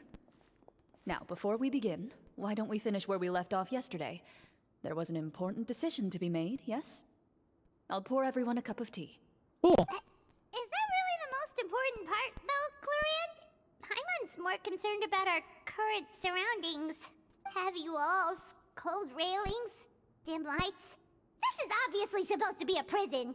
Looks like it. I admire the work put into the set. Still, it's obvious the scriptwriter has never paid a visit to the fortress of Meripede. So the set is going to be a part of the script? Looks like it. Unfortunately, that is something I can neither confirm nor deny. Interesting. Anyone think Clorinde's smile is starting to look kinda scary? Well, whatever happens, we'll just have to push on. But first, we should really figure out what to do with this treasure. Yeah, let's figure it out. If we're worried about arousing suspicion because of our identity, why don't we give ourselves a different name, just like Clorinde's master did? Yeah, it might be better to keep a low profile. As long as we're helping people, it doesn't matter who we are or what we're called. I guess in a way it makes sense. Staring at me won't get you anywhere. Or did you want some more tea? Oh, jeez. Oh, Paimon's good. Thanks. Paimon looks a little out of it, but yet the traveler's sitting there smiling. Why aren't you saying anything, Navia? Wait, what's that next to you? Oh, this is the short sword Clorinde mentioned last night. I found it. Huh. I'm surprised you managed to track it down after all this time. Jeez. Well, I made sure to take good care of it, considering the circumstances in which you gave it to me. Of course I had to keep it safe. Good. Anyway, where were we? Oh, right. I was just thinking about all the potential ways for us to break out of prison. We could dig a tunnel, or try to bribe the guards. Wait, we haven't been thrown into prison yet, have we? Well, it's only a matter of time. It pays to be prepared. Just like how you should always have an umbrella on hand, even when it's sunny. True. Alright, Paimon's made up her mind. Let's just give the treasure away. Paimon may have wanted to keep it, but if it's going to land us in prison somehow, Paimon will be too upset to enjoy her snacks. Turns out Paimon cares more about the snacks than treasure. So, you reached an agreement? All right then, we can continue with the story. Good. Oh, and we'll collect all the scattered pieces of treasure on the ground as well. All right. You collect the treasure and make your way back to the capital with your bag of loot in hand. Back to the story. The city is still shrouded in a gloomy, oppressive atmosphere, but your spirits are surprisingly high. In places where sunlight struggles to reach, you generously share your wealth with the children, the elderly, and the poor in urgent need of help. Thank you, kind soul. The elderly woman's look of gratitude follows you as you walk away, her eyes never leaving your back until you move entirely out of sight. However, there's still quite a bit of Mora remaining. It appears you haven't made much progress. She's probably trying to tell us to speed this up. We need to hurry up so we can address the sorcerer problem. Yeah, for real. Should we go find that man again at the square? He seemed like a pretty responsible guy. I'm sure he knows the people here far better than us. I'm sure he does. Oh, good idea! Just as you start to make way to the square, intent on finding the man again, there's a voice. A voice. Check complete. Oh. Please wait, distinguished guests.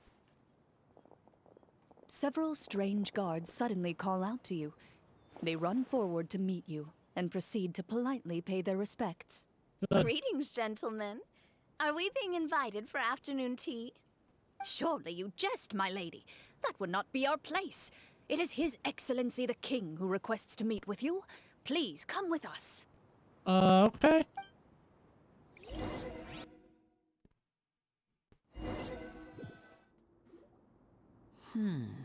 Do you think this could be a trap? Well, we have to investigate the court at some point, right? Meeting the king himself would be a fantastic opportunity to do that. True. I say we go for it. If something happens, we'll just turn the whole place upside down. That sounds a little intense. After a quick discussion, you nod to the guards and agree to follow. They lead you all the way to the audience hall of the palace. Alright. Gilded tables line both sides of the hall.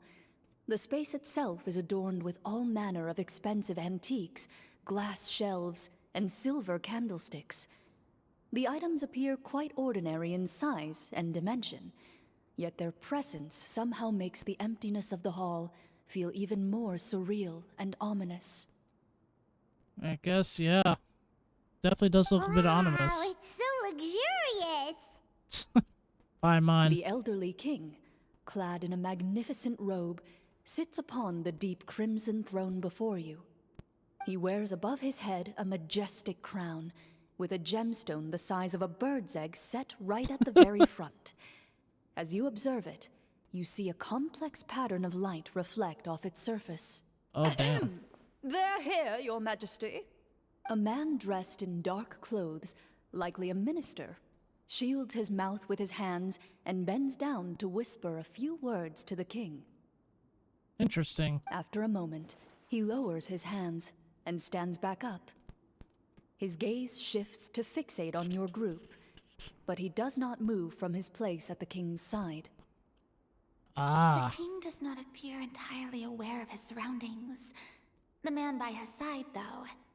We should keep a close eye on him. Yeah, we should. The king remains still and says nothing. The minister is the one who speaks. Esteemed guests, allow me to thank you for coming to our faraway kingdom. Unfortunately, His Majesty the King finds himself quite exhausted from work. So please allow me, his Prime Minister, to welcome you in his stead. Okay. I've heard tell that your group, the Marechaussee Hunters, used your exceptional ability with the sword to repel the monsters near the capital. Such a great deed deserves to be rewarded. Oh, yeah. However, seeing that I was not fortunate enough to observe such a feat with my own eyes, you'll forgive me for seeking to verify the truth by speaking to you myself. Well, we've got nothing to hide. You brought us here to talk, right? So we'll just explain what happened. Yeah, let's do that. The golem's blades were so powerful, they could cut down trees in a single swipe. It took a lot of effort to defeat them, even for trained swordsmen like us. Well, that was enough details, right? Believe us now? Your account does indeed match those of the survivors. Since you were the ones who defeated the monsters, that must mean you are also in possession of the treasure they stole? Well, we did take the treasure, but... Uh-oh. I feel like that's an uh-oh moment. How did he know about the treasure? Then I must ask that you return it at once. It belongs to the kingdom. Belongs to the people. Fuck that. Wait, but didn't you just say that our great deed deserved a reward? Shouldn't the treasure be considered a part of that? Yes, that was indeed what I said. But you seem to have forgotten a very important distinction. Really? Only that which is freely given by the king can be considered a reward. Taking the rightful wealth of a kingdom without said permission, on the other hand, is a crime. Oh, damn. We're fucked. We're fucked. But that's completely unreasonable. Yeah, that makes no sense! If it weren't for us, the treasure would still be buried underground somewhere! Maybe so, yet the fact remains. You tried to dispose of the treasure without reporting it to the court and without receiving permission, yes? I almost want to pick up my sword and defeat this guy right then and there. What, no answer? Surely you're not insinuating that you, a group of legendary Marechaussee hunters, sought to take the treasure for yourselves? Nah, we help the citizens. Well, what about the king? Is he just gonna let this guy talk for him the whole time? Clad in his magnificent robe, the king remains seated, with his hands resting on either side of the throne. His posture is rigid and unmoving. He stares forward with an empty look in his eyes, completely unmoved by the events before him. What? From the look of things, could the Prime Minister be the evil sorcerer? Or could both the King and the Prime Minister have fallen under the evil sorcerer's control? Good question. I would like to observe the number of guards stationed in the hall. The guards in the palace appear fully armed, their expressions solemn. Sensing the tense atmosphere in the room, they stand at the ready, each with a hand placed upon the hilt of their sword, as if prepared to draw their weapons and surround you at a moment's notice. I wouldn't underestimate me if I were you, stupid guards. Well, there goes my plan to turn the whole place upside down, I guess. Not really. It appears we've been visited by nothing more than a group of ill-intentioned imposters. What a pity. Guards, take them away and throw them in the dungeons. Before I decide your fate, however, I must first determine whether you have any accomplices outside the court. Nope. Can't we try to slip away? Or maybe start some kind of riot? But if we try to fight the guards right now... Don't worry. At least we figured out who's behind all this. Let's just play it by ear. If you're scared, Paimon, just hold my hand. You can have my hand too. Aw, thanks, you guys. You allow yourself to be led away by guards surrounding you on both sides. It's only when you begin to feel drops of water falling from the dungeon ceiling and smell the stench of death and decay all around you Oh, that you jeez. finally realize you've stepped into a completely different world. Stay here and don't try anything funny. The guards lock the cell door and leave without looking back. Oh, damn. Wait, sir! Your voice echoes through the dark hall, but the only response you receive is the sound of water dripping from the ceiling. Jeez. No! What should we do now? Good question, Paimon. Carve out a new path of fate with our own two hands, of course. I draw my weapon. You reach toward your waist, but find nothing there. You now recall that your weapons were confiscated before the guards locked you in the cell. The bag of treasure along with them. Oh, damn. What about that knife I hid in my boot? When did you hide it in there? When I was thinking about digging a tunnel. Rejected. You failed to inform the GM of this course of action. Moreover, the guards would have conducted a thorough search before throwing you in prison. And the keys to the cell aren't anywhere to be seen? Correct. You don't even feel a lock hole on the cell door. Oh, damn. Oh, well, there goes all our plans. Ah, Purina, chill out. Indeed. Huh? Why are you the one saying indeed? Because that statement holds true for me as well. This is where the script ends. What? What? But that's a terrible ending! Yeah, for real.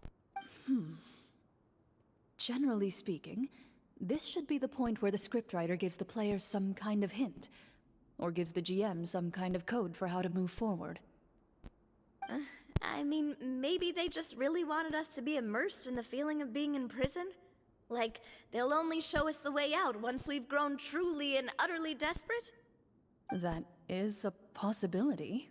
I mean, that makes sense. If only there were desserts and tea in real prison. Oh, wait, guess it's kind of how the Fortress of Meripede works if you're lucky. I guess. Oh, before I forget, Navia, the short sword you had with you earlier, I took a closer look, and the craftsmanship doesn't appear to resemble anything from this era. If I remember correctly, that style was last in vogue several hundred years ago. Wait, Clorinde said that sword used to belong to her master, right? Does that mean her master has been alive that long? Looks like it. I doubt it. The way she went about things often made her seem childish more than anything. I'd say the sword was most likely an heirloom passed down over time. Damn. Hang on. A precious heirloom passed down to you by your master. And you gave it to me just like that? You weren't worried I might lose it? Doesn't look like it. She has confidence in you. Master left many things to me when she disappeared. There was the sword, an old key, and a good amount of junk she probably just didn't want to take with her.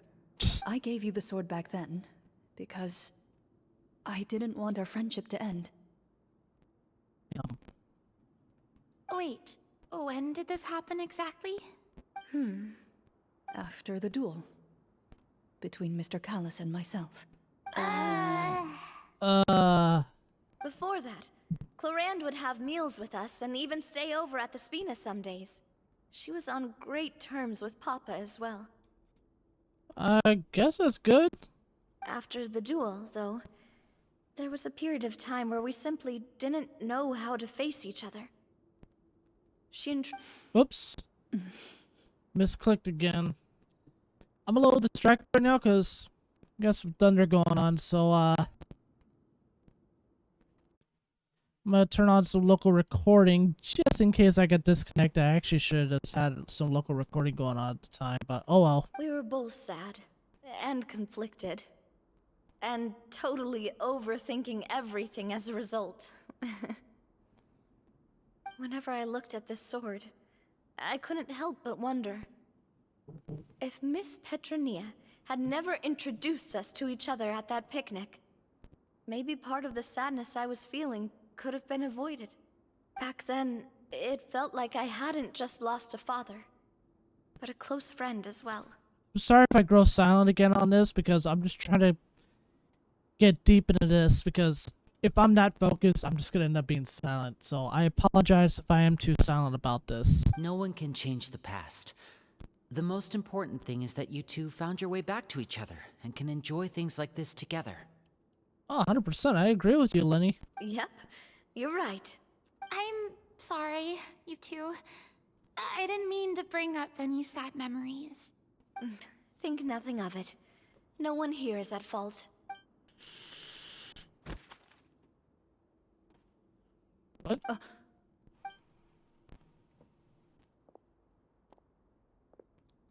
What the?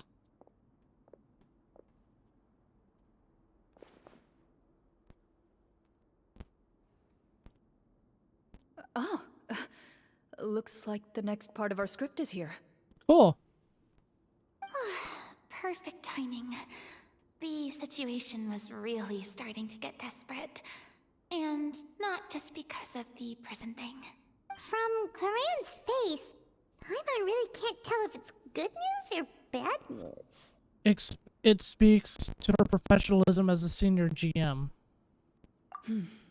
Water continues to drip from the ceiling. In this lightless dungeon, you lack a reliable way to tell how much time has passed. Eventually, you get used to the unpleasant odor of straw, mold, and rust, and find yourselves alternating between fits of drowsiness and despair. Damn. Suddenly, you hear footsteps outside the door. Okay. Heads up, everyone. Someone's coming. Gather close, everyone, and keep your voice down. What?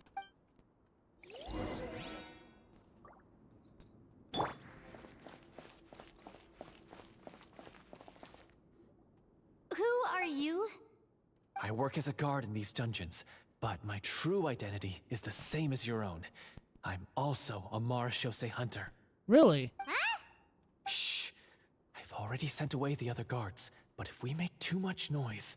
I understand, but how can we be sure we can trust you? Yeah, for real. The king has issued a formal decree. In light of the irrefutable proof of your crime, you're to be executed before tomorrow's sunrise. If you want to escape, it has to be now. Executed? We barely did anything! Yeah, for real. Monsters appearing at the same location as the treasure. Could this entire thing have been a trap? Seems like it. There will be time for speculation once we're out of here.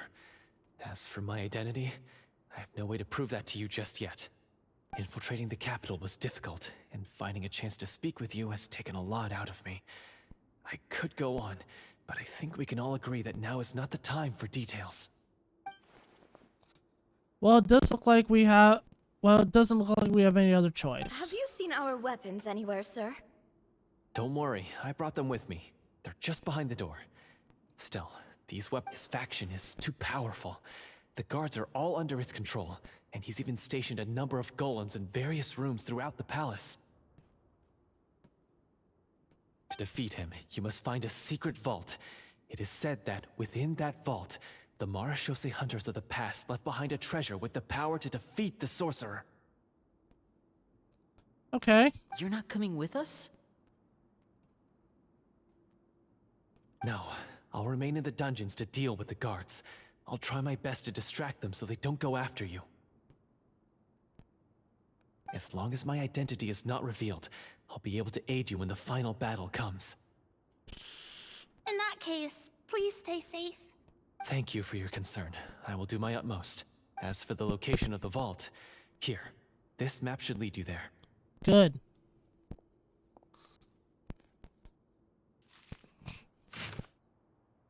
Treasure map. Got it. All right, once I open the door, remember to stick close and refrain from making any noise. I'll lead you out of here as quickly as possible. Good. You now have the chance to restore the honor and legacy of the Marashose hunters. So please, get out there and reclaim what's ours. And be sure to exercise caution. We will. With the help of the guard, you successfully escape the dungeons. Your sense of despair and anxiety both seem to fade as you continue your quest. Good. Get the fuck out of that place. Hey, we didn't get to use our skills at all while we were in prison. Who knows when we're gonna get the chance to use that cool summon spell? Yeah, for real. That is a pity, but we can only continue to move forward.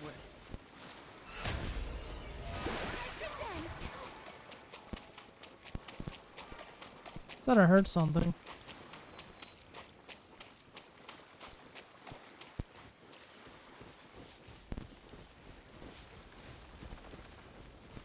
Secret vault, what?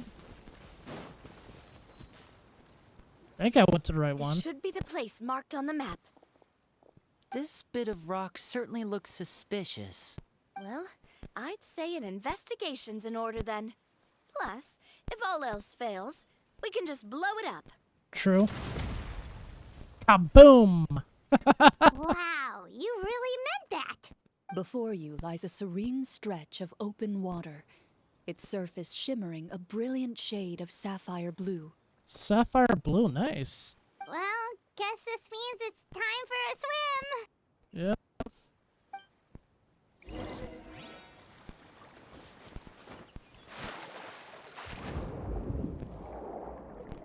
Whoa.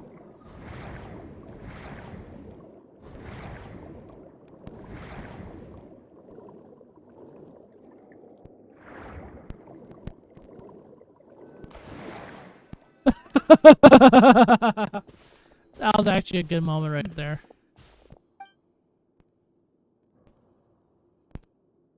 Oh, what's the matter? It's nothing. As you step into the cave, you find yourself in an eerily quiet space. Before you lies a narrow passageway that appears to trail off endlessly into the distance. Wow.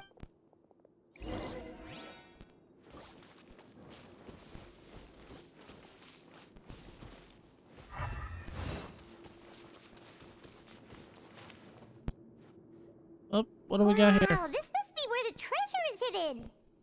But this door is blocking our way in. It almost looks like it's been here for quite some time. Looks I've got like to it. hand it to the tabletop troupe. They really went all out with the props. Huh. What have we got down here? A kind of mechanism connected to the door? Looks like it. Pattern on a stone door. That's something Master mentioned before. Is something wrong, Clorinde? After a long, difficult journey, you finally arrive at the location indicated by your map. It appears to be an ancient site of some sort, where treasure likely awaits. Oh yeah. Your surroundings 100%. are exceedingly quiet and serene, as if the secret that slumbers here has never once been disturbed. Oops. That description makes Paimon feel kinda bad for disturbing this place. We're doing this for the sake of the people, to free them from the evil sorcerer. I say it's time for this treasure to once again see the light of day. Oh, for sure. Winnie's right. We need to keep going. The future of the kingdom depends on it. The next part of the story requires us to solve the puzzle, right? let's start exploring the area. Let's do that. Yes, that should be fine. Something feels off about all this. Guess I'll just have to improvise. For now.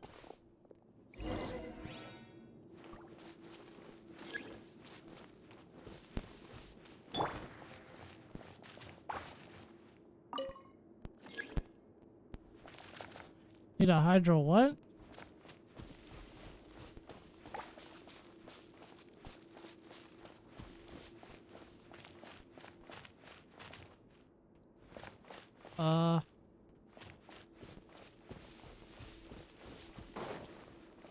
What do I I- found something. Oh, you did? Found something here, too.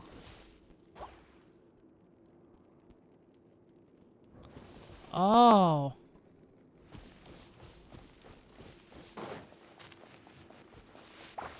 Same here. You too.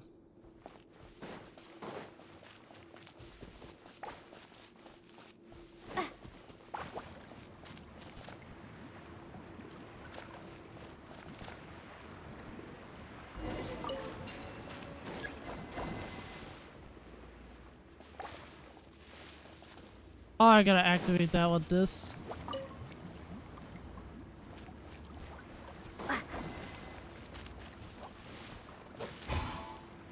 Oh.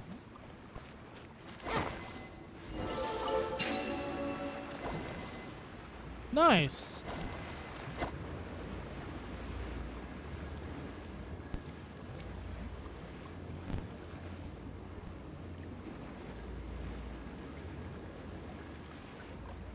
Is that it?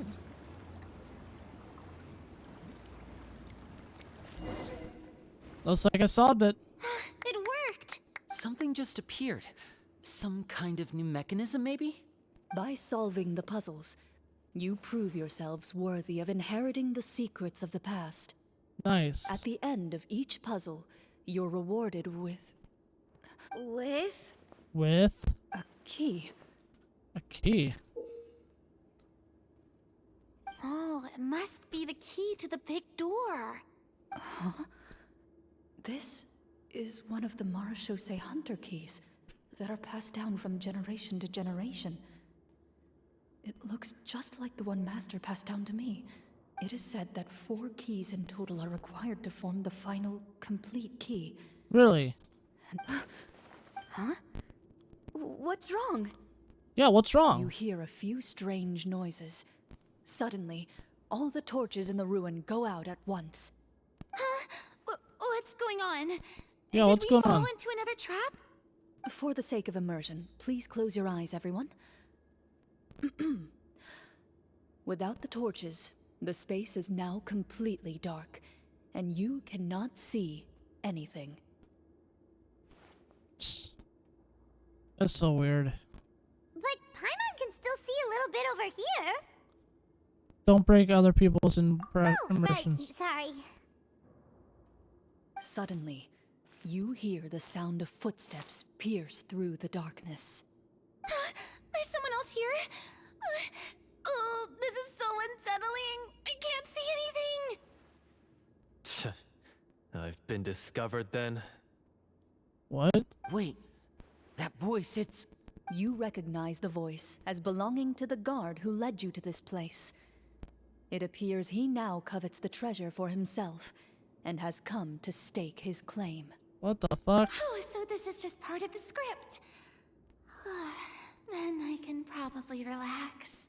Well, if we can't see anything, that means we can't fight to the fullest of our abilities. Should we retreat for now? Judging by the way he's holding his sword, he must be a real Marechaussee Hunter. But this isn't part of the script. Retreat? That's not the Hunter way. If it's dark for us, then it's dark for him. We choose to fight. Your choice is noted. Please keep your eyes closed until I tell you the torches have been relit. This battle will be in the dark. You got it. Oh, Well jeez. then, let us begin. Huh.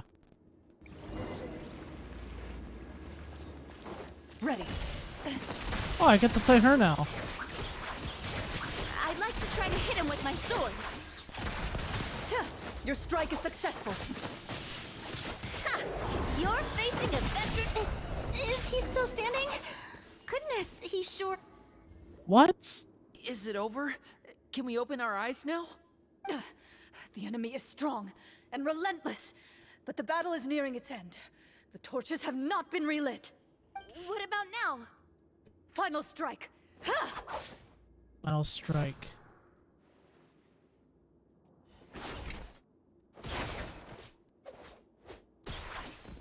Oh, gee. Well, did we get him? Why isn't she answering? Clorinde? Warm fire flickers across the walls once more. Your vision is now clear. In an impressive display of courage, the four of you successfully defeat the uninvited guest. That look in his eyes. It's like he became an entirely different person as soon as I defeated him. Really? Huh? Mr. Florian? Mr. What? Oh, wait. We're supposed to be role-playing. I should stay in character. Speak your name, guard. Why did you lead us here just to betray us? Is this treasure really more important to you than bringing peace to the kingdom? Seems like it. What kingdom? What peace? Those were nothing but lies. I, Florian, am a true Marechaussee hunter, descended from hunters of ages past. Jeez. So he's also using his real name. Or, wait, was that the name of his character from the very beginning? Probably. Then I'm even more confused. If you truly are a Marechaussee hunter, shouldn't you want to help us just like you said before? Shouldn't we fight together for the sake of the people? What do you know? In this day and age, there's no glory to be had as a Marechaussee hunter. What? What's that supposed to mean? My skills were passed down to me by my father. We lived a life of obscurity in the remote wilderness. Still, he devoted everything he had to being a Marechaussee hunter. I guess, I mean... And what did he get in return? A life of poverty and pain. In a world that forgot all about him. When he died, not a single person came to mourn his passing. Jeez. That's not cool. The Marechaussee hunters were the ones who saved this city. We're heroes. We deserved more recognition and respect than this. I mean, I guess it makes sense. Is he talking about how no one in the capital seems to remember the hunters and their legacy? I didn't expect the script to contain this level of social criticism. So that's why you want to take the treasure for yourself? You feel like you're owed fame and wealth? I'm tired, damn. If you already knew where the treasure was located, why didn't you just come down here and take it? Because I still needed the final key. Only a true Marechaussee hunter is capable of passing through this final door. As someone who sought to hurt others for his own gain, Florian lost that right long ago. Okay, but what is this treasure anyway? We've got all the keys, right? So can we just go in and take a look? Yeah, for real. You're sure you want to go in? We've been talking about it for so long. Of course we want to see what's inside. And we've already defeated Florian, right? So he won't try to take it from us anymore. Pesky brats. Let's keep rats. Watch yourself. Yeah, watch Then yourself. let's open the door together. All right. Your choice of action is confirmed. Takes out the keys from earlier and walks up to the heavy door. Without anyone noticing, she takes out her own key and joins it with the others to form the final required shape. Before you, the door to the treasure, sealed and undisturbed for more than 100 years, finally swings open. You hear the shrill wail of the door hinge as it rotates for the first time after years of disuse. Almost like a sleeping giant letting out an extended yawn. Okay. It's open! Come on, let's go in! Paimon wants to see what's inside! Paimon, chill out. Ooh, me too. I'm afraid of you too. Even a traveler. Oh my god. Why is this so Uncovering hidden creepy? treasure is the most exciting part of adventuring. What do we have here? That was so creepy there earlier. A stone tablet? And some shabby weapons? You call this a treasure vault? Looks more like an abandoned warehouse. Looks like it. Maybe the troop ran out of budget at the end? They provided a super immersive experience at the beginning only to drop the ball at the most important part. They could have at least filled this place with cardboard Mora or something. Wait, I get it now. Paimon, this is the real Marashose Hunter treasure. Huh? This is it? The Marashose Hunter treasure is just a stone slab and some broken swords? I can't believe it. I refuse to believe it. Oh shit. Whoa, are you okay? The Marashose hunter before you appears to suffer a serious mental breakdown. He needs to leave the room for a moment to collect himself. One of you seems to understand the significance of the treasure already. If the rest of you wish to follow suit, you may remain here in the meantime and explore your surroundings. Yeah, let's do that.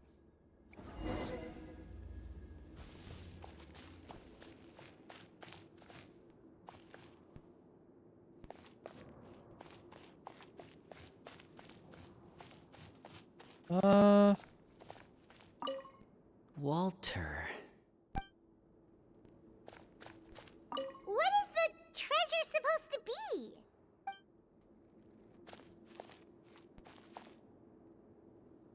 Oh, I don't get to. The names on the tablet.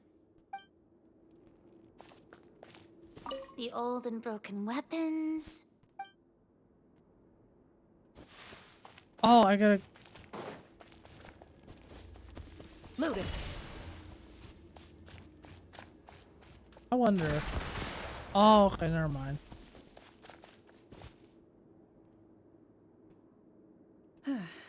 So, how are you doing? Feeling any better? What just happened? Do you remember how you got here? Or what happened to your body just now? I remember now. I brought you here because I wanted to... The explosives in the cave! You mean these? Huh? How did you... I could tell something was off the moment I stepped into this cave, so I kept an eye out. I've already dismantled the whole thing. Good. So the strongest champion duelist in all of Fontaine saved the day once again. Guess I shouldn't be surprised. It would seem your skills as a Marashose hunter are as sharp as ever. Looks like it. I deserve some answers, don't you think? Everything you said earlier sounded like the truth. Luckily, your monologue was dramatic enough to convince my friends you were just role-playing. I don't know. I just always felt like there was something in my heart that didn't belong to me. Something agitated and angry. Who knows? Maybe it was my own anger all along. I could never really tell. I'll be. The feelings about my father and the other Marashose hunters are real. It just wasn't fair. I was angry, bitter that no one remembered them or praised their accomplishments.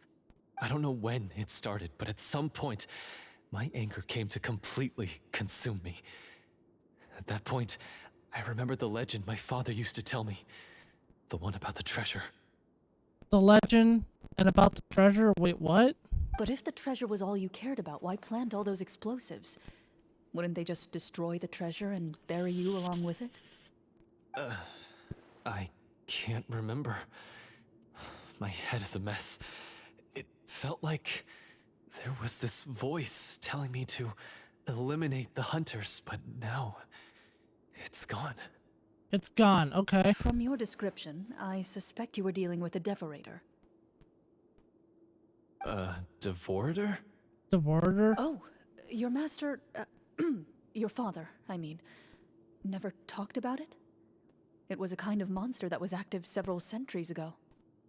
No, I've heard of it. I'm just not sure why you suddenly... Wait, what? Wait, it can't be.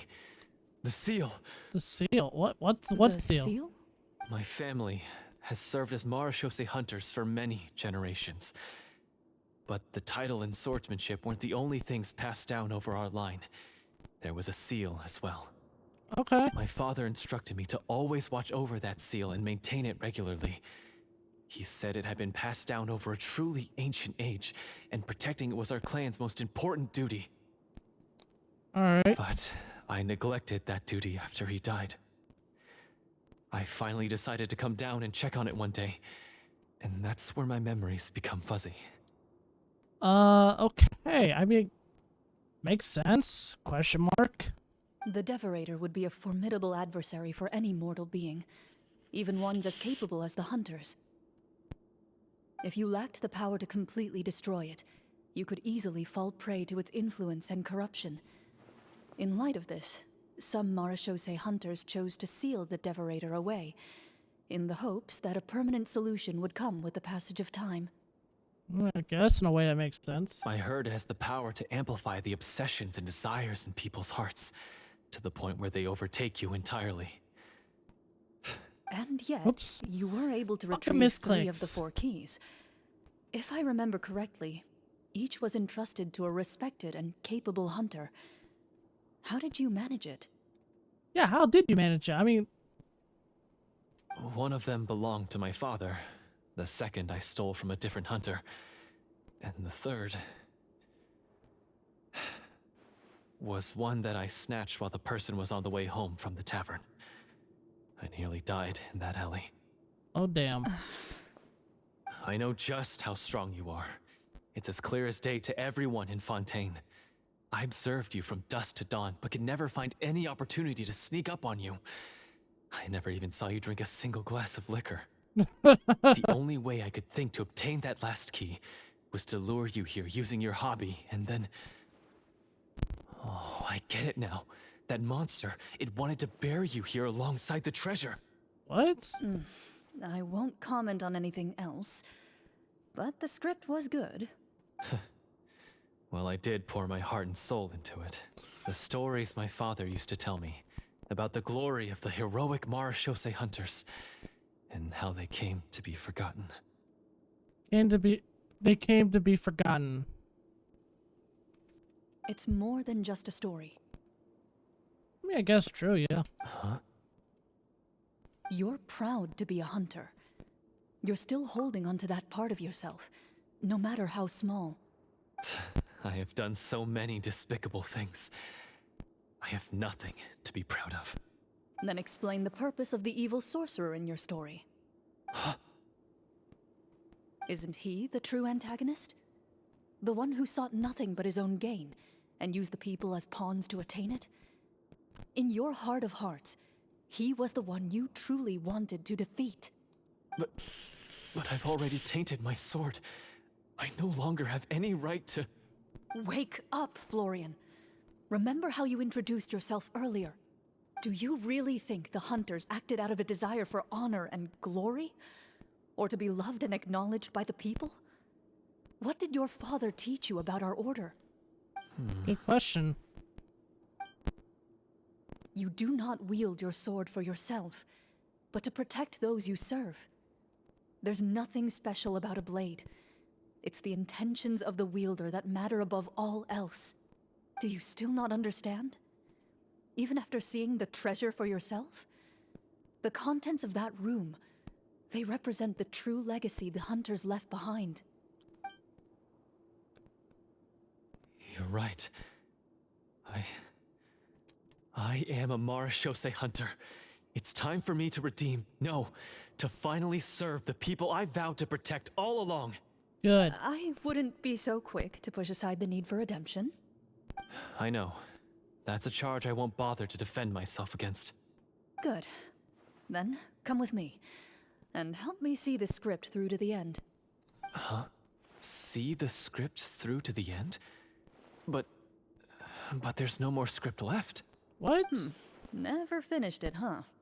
No, I mean, I wrote the script with the sole purpose of luring you all here. There was no reason to write beyond this point. What? Then we'll just have to keep writing it. The evil sorcerer still needs to be defeated. You mean the Devorator? are you saying I have to make up the rest of the script? Is that really so hard? You've already written most of it. Surely you can write an ending where the hunters win and justice prevails. I'll be there to help you too. You aren't afraid your party will fall into danger? I know what my friends are capable of, and they're all quite skilled. Besides, I need their help.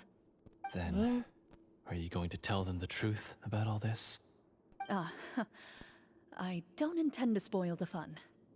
Sometimes, protecting dreams and fantasies is more important than exposing the truth. Don't you think? Alright. Let's finish this.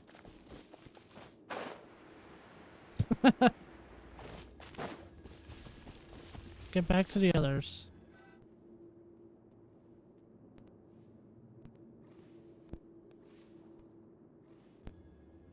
They're back! Good. That took a while. Ahem! My fellow Marashose hunters, please forgive me, for I have sinned. Tone it down. Yeah, tone it down. Sorry. After crossing swords with you and witnessing your courage in battle, I've rediscovered my true self and regained my pride as a Marashose hunter. Do I smell a redemption arc? Looks I like confess, I was brainwashed by the evil sorcerer. He asked me to lure you here so he could bury you in this cave. Oh, damn. That little... Wait, you're saying all of that wasn't you, but the evil sorcerer? That's right. He's adept at manipulating the hearts and minds of the people. I fell under his influence because I did not possess a strong enough sense of will. Oh, dang. And how are you going to prove that you're a changed man? We're not going to fall for the same trap twice. I would agree to that, because I wouldn't even fall for the same thing twice. To be perfectly honest, I only came to my senses after seeing the treasure. It reminded me of my father's past teachings. Past teachings. The treasure was actually... The names of all the Marashose hunters from ages past and their weapons? Wait, you already know? Looks like it. Of course. Don't underestimate a veteran role player's exploration skills. Oh, wait, I mean Marashose hunter Navia's exploration skills. We just finished reading through the content of the stone tablet. That tablet recorded the lives of some fascinating people. For example, this Marashose hunter called Est. S. She inherited the responsibilities of the Golden Hunter and passed judgment on many people. But in private, she had a very easygoing personality. Her favorite pastime was singing and dancing with her friends, and she was said to have a beautiful voice. So, she was just like you. Pretty much. Oh, you really think so? Well, when you put it that way, I suppose I also have a few things in common with this Walter. Really? Working as an executioner, he supposedly used a countless number of tricks to confound his enemies in battle. Oh, if only I could have seen the feats of magic he pulled off back then. I bet. Their lives were all so exciting. You could write so many cool books about their accomplishments. How could they have all been forgotten? For real. Because they chose to be. What? To hunt monsters that only appear in the shadows, you must also operate in the dark. To be a Marashose hunter is to willingly give up on... Then this stone Oops. tablet must have been left behind by their companions. Probably. That's right. Few Marashose hunters ever revealed their identity to the public. They always protected the city from the shadows. The only time they spoke of their accomplishments would be at night, when they gathered with their fellow hunters in front of the bonfire to share stories of the monsters slain by their hand. Oh, wow. So, this tablet was created not so that the hunters would be remembered by the people, but so that they would be remembered by each other. Seems like it. No wonder this place was so well hidden. Yeah, for real. You regard the stone tablet in solemn silence. The names of your comrades etched onto its surface serve as a reminder that you are never truly alone. That's The good to hear. tablet proves that, although a hunter walks a shrouded path, it is not a solitary one. Their legacies shall continue to be passed down from generation to generation, as everlasting as the stone onto which their names are carved. Father, you once told me that I should seek out the treasure if I ever became lost. So this is what you wanted me to find. Seems like it. I'd like to do an insight check on him.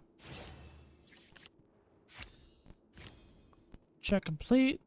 His eyes are sincere, and his words ring true. You can tell that every word he spoke just now came from the bottom of his heart. I implore you, everyone, please give me a chance to make up for all I've done. Allow me to fight alongside you and defeat the evil sorcerer that threatens the peace and prosperity of everyone in this kingdom. Well, I say we let you join. Yeah, why not? Sounds good to me too. Everyone makes mistakes. What matters is what you do to make up for them. Oh, 100% agreed, Paimon. Verena. God damn me. I have no objections, but Mr. Florian, do you even know how to defeat the evil sorcerer? Good question. When he took over my mind, I gained some insight into his thoughts. Every time I thought of the treasure, he reacted with a strong sense of fear. Huh? He's afraid of the treasure? But there's nothing here except some broken weapons and the stone tablet. Yeah, for real. What if the secret's hidden inside these weapons? GM, permission to investigate. Okay, let's see. 17. Wow. Check success. Yeah, click. At first glance, the weapons appear absolutely ordinary. But as you observe them, you notice a faint energy emanating from within. These blades have slain countless monsters. Though it's been a long time since they were used in battle, their edges remain sharp, as if they're simply waiting for the next worthy hunter to carry on their legacy. Looks like it. So basically, take these with us, right?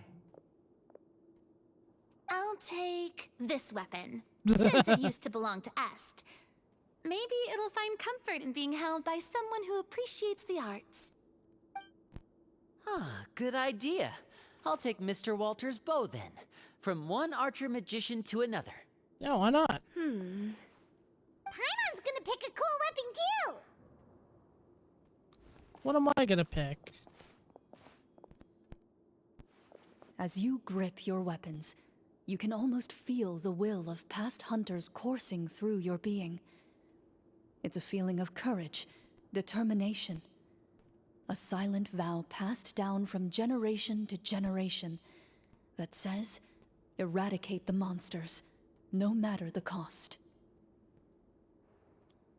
Wonder what weapon I got on under who. Mr. Florian, do you know where to find the evil sorcerer? I was able to see his surroundings when our minds were connected. I believe he's currently hiding out at the church in the kingdom. We must be extremely careful. He's spent so long living among monsters that he's now taken the form of one. He will not be easily defeated. Then why don't we explore some more and try to find some higher level gear? We don't want to just fight him and lose, right? Yeah, for real. No, we have to strike now. He was greatly weakened when I managed to break out of his control. If we let him rest, he might have time to escape. Oh, I damn. agree with Mr. Florian. We've got to act while we have the advantage. Don't forget, the people of the capital are counting on us. For Yeah, sure. now that we've got a plan, there's no point in waiting. The longer this drags on, the worse it will be for everybody. Agreed. Yes, that's what's called... Catching your enemy off Yes, guard. that's exactly right. Alright, you've persuaded Paimon. Mr. Florian, please, lead the way. Of course. Follow me. I will follow. He had to set up so many scenes today, and now he has to join in for this last part. I really don't envy his job. Finally, you decide to slay the evil sorcerer and bring peace back to the kingdom once and for all. Alright, so I guess we're As you walk away, you feel the gaze of the stone tablet at your back, as if all the hunters of the past are wishing you success in the battle ahead and awaiting your triumphant return. Okay, so I'm guessing we're approaching the end.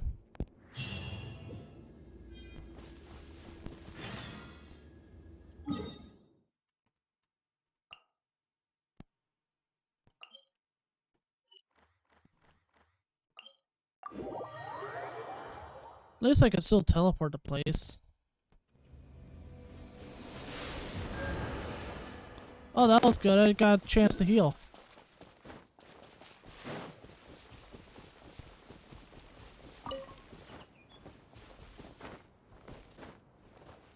Here we go. Finally, you arrive at the church Florian described. As you approach, an ominous aura surrounds you. You get the sense that your enemy is close at hand. There was some heli trolls dancing around that thing. How strange. This uneasy feeling seems so real. How did they manage that? Now, it is time for the final battle. Yes. Let's go.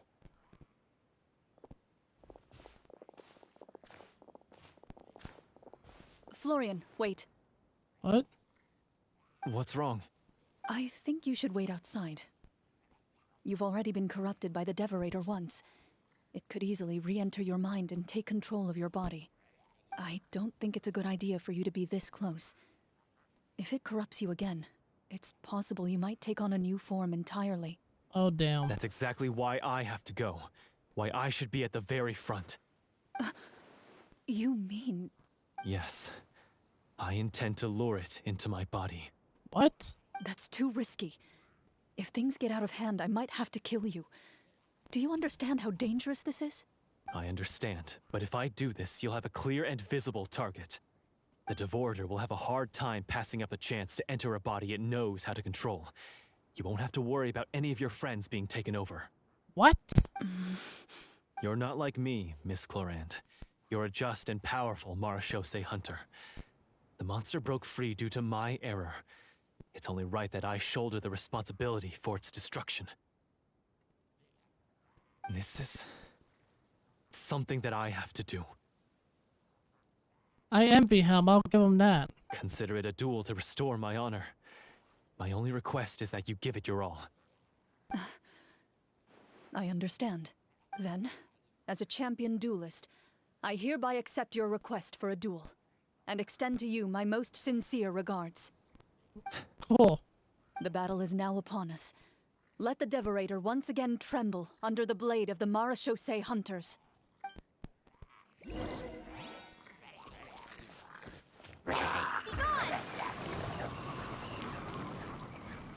Will that be enough? Nope, I thought it would have been.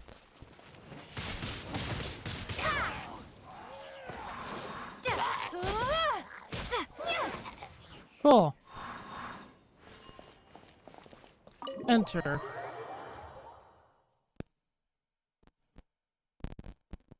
Whoa.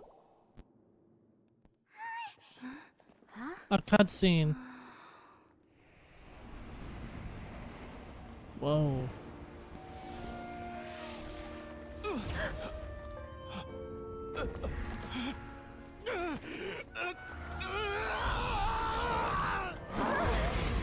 Whoa. So lifelike.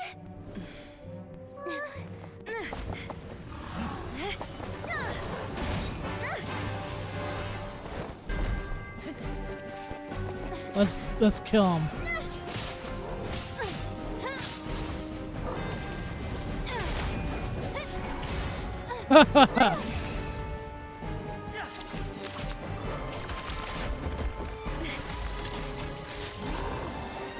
Boom.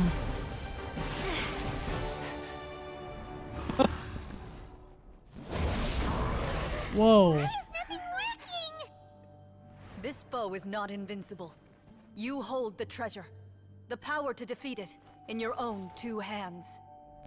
The treasure? You mean... the names. It's the marechaussee hunters' names. How are we supposed to... You forget, Paimon? There's still one skill we saved until the very end. Yep. Hunters fight not for fame, but to aid the people whenever they are summoned. Walter the Marashose Hunter, master of 1,000 tricks, executioner of the Phantom Hunters, I call for aid! Est, the Marshose Hunter, inheritor of Cassiodor's will, judge of the Shadow Hunters. Answer my call!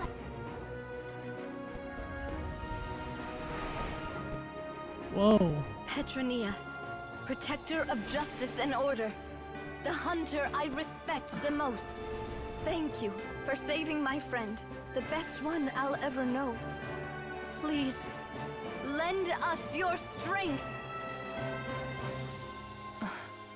Hey.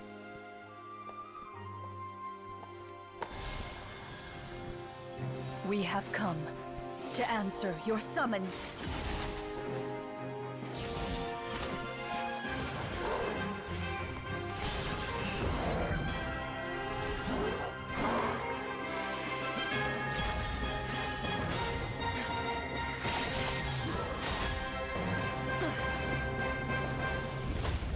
That it? And so, the monsters were eradicated, and the sorcerer was defeated. Damn. Peace soon returned to the capital.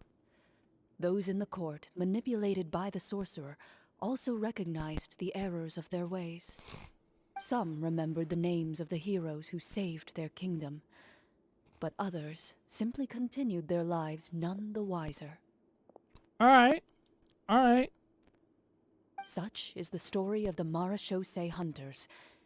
They pursue the phantoms in the darkness and exterminate all who pose a threat. They will always protect the city and those within it, even should all memory of their accomplishments be forgotten by the very people they serve. And there he is. I'm assuming we've finally reached the end of the script. I guess so. Yes, you've reached one of the better endings. Cool. It's a pretty solid story overall. I thought it was just an ordinary adventure at first, but the further we got into it, the more impressed I became with the production and the plot. Nice. That final battle especially. All the effects were super realistic. It was realistic. Oh, right. Yeah, totally. Ah, that's a really good point. I never expected the weapons we picked up from that vault would have that kind of effect. They don't want Farina to know. Yeah, mine nearly scared the daylights out of me when it started glowing. I took a good look at it after we got out, but I don't think it ever lit up again. Oh, we should probably give these props back, right? I'll just leave mine here. Did you have a good time? Of course. Let me know if another script like this comes around. Yeah, say it with me. I'll join on one again. Sure, no problem. Then I'll head back for now. I think I need some time to fully digest everything that just happened. Except everything really happened. Once Mr. Florian is awake, please pass on my regards to him. He must be extremely exhausted to have passed out cold like that. I think he's dead. You're right. He's had a lot to deal with. Maybe not. Well, I don't know. See you all some other time. Toodaloo! Toodaloo to you.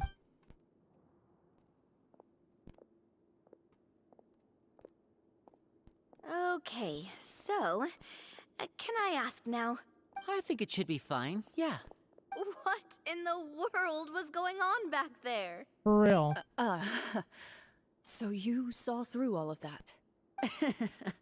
That time in the cave when you told us to close our eyes, it'd be weirder if we didn't notice anything.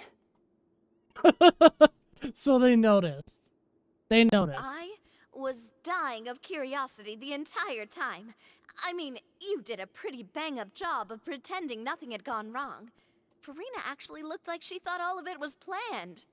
Looks like it. Guess none of us wanted to be the one to break the illusion. What are you all talking about? Yeah, what was going on? Oh, wait. Don't tell me you never... Ugh, this is all my fault. It's not too late to cover your ears. Here, partner, I'll do it for you. No need. I want to know. A bit late for that, don't you think? You're saying everything that happened back there wasn't actually part of the script? Looks like it. It's probably more accurate to say this was never a real scripted story to begin with. Huh? What? What? So loud. Oh, he's a... Oh, shit. My head. Hey, you! Get up right now and explain yourself! Paimon's pissed. No shaking, please. Oh, my head. He explains the truth to everyone. Did Paimon just hear that right? You guys made up that whole last part on the spot? It's not nice to lie to people, but Paimon's gotta admit, that was a really good story, Florian. Oh, and nice improvisation, Clorinde! Yeah, it was like watching a magician improvise a spectacular magic trick after forgetting an important prop. If Paimon knew something was wrong with that vault, she would have floated straight in the opposite direction. Everything was under control. Good. As if you've ever described a situation as being out of control. I'm pretty sure any situation you consider to be easy to handle would scare a reasonable person half to death. Guess I'm just used to it. You must run into a lot of unexpected situations then. That explains why you're... As for Whoops. you, Florian, I know there's no excuse for what I did. I'll turn myself into the guards at once, confess my crimes, and accept any punishment that comes my way. Oh, damn. I would say you've already suffered more than enough. What? What? You may have been blinded by fame and fortune in the beginning, but your actions during the final battle had proven you to be a true Marechaussee hunter.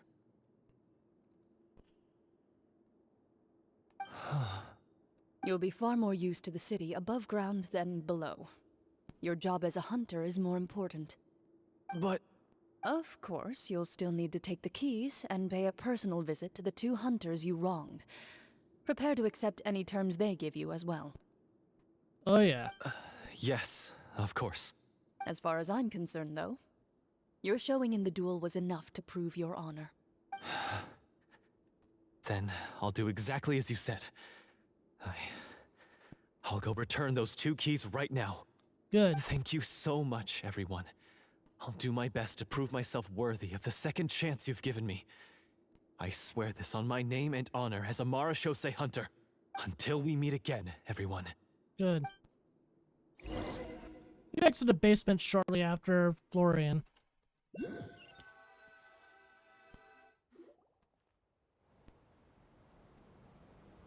Speaking of Marechaussee hunters, what should we do about the treasure in that cave? Leave it be. Are you sure? We could show it to people, make it so that the hunters are remembered. Don't you want that? No. Every name on that tablet made the same choice. All hunters know what the path entails. True. I am no exception. My identity as a Marechaussee hunter is not something I need people to remember. I wish only to be recognized as a champion duelist. Nothing more. That's certainly very different from the path of a magician. Still, I admire your decision. Wait, Paimon just remembered something. If there were no special effects involved, why did our weapons begin to glow during the battle? Yeah, for real. That's because the Marechaussee hunters of ages past would often imbue their weapons with special enchantments to suppress the monsters. Whenever a monster was nearby, their weapons would start to glow. Cool. Oh, so that's why they had an effect on that guy near the end. I really thought the summons were doing all the work. Well, I'm sure the summons were a part of it too. I guess, yeah. Oh? How so? Yeah, how so? This particular devorator probably hailed from the same era as the hunters we saw in the room. The names you recited all belonged to the bravest hunters. Countless monsters fell to their blades. That's likely why the devorator visibly reacted when you said them out loud. Damn. So the names held the power all along. Navia, everything you said during your summon. Huh? Oh, I meant what I said. I mean, it was true to my character, so yeah, I'm glad you heard it. Just don't make me repeat myself. It's embarrassing. I really appreciated those words. All right. Don't get all sentimental on me. Anyway, let's not talk about that anymore. I'm going to go on ahead. Don't fall too far behind now. Yeah, for real. She ran off! I should probably head back as well. This story was truly incredible. I might have to spend the whole night telling my siblings all about it. See you later. Goodbye.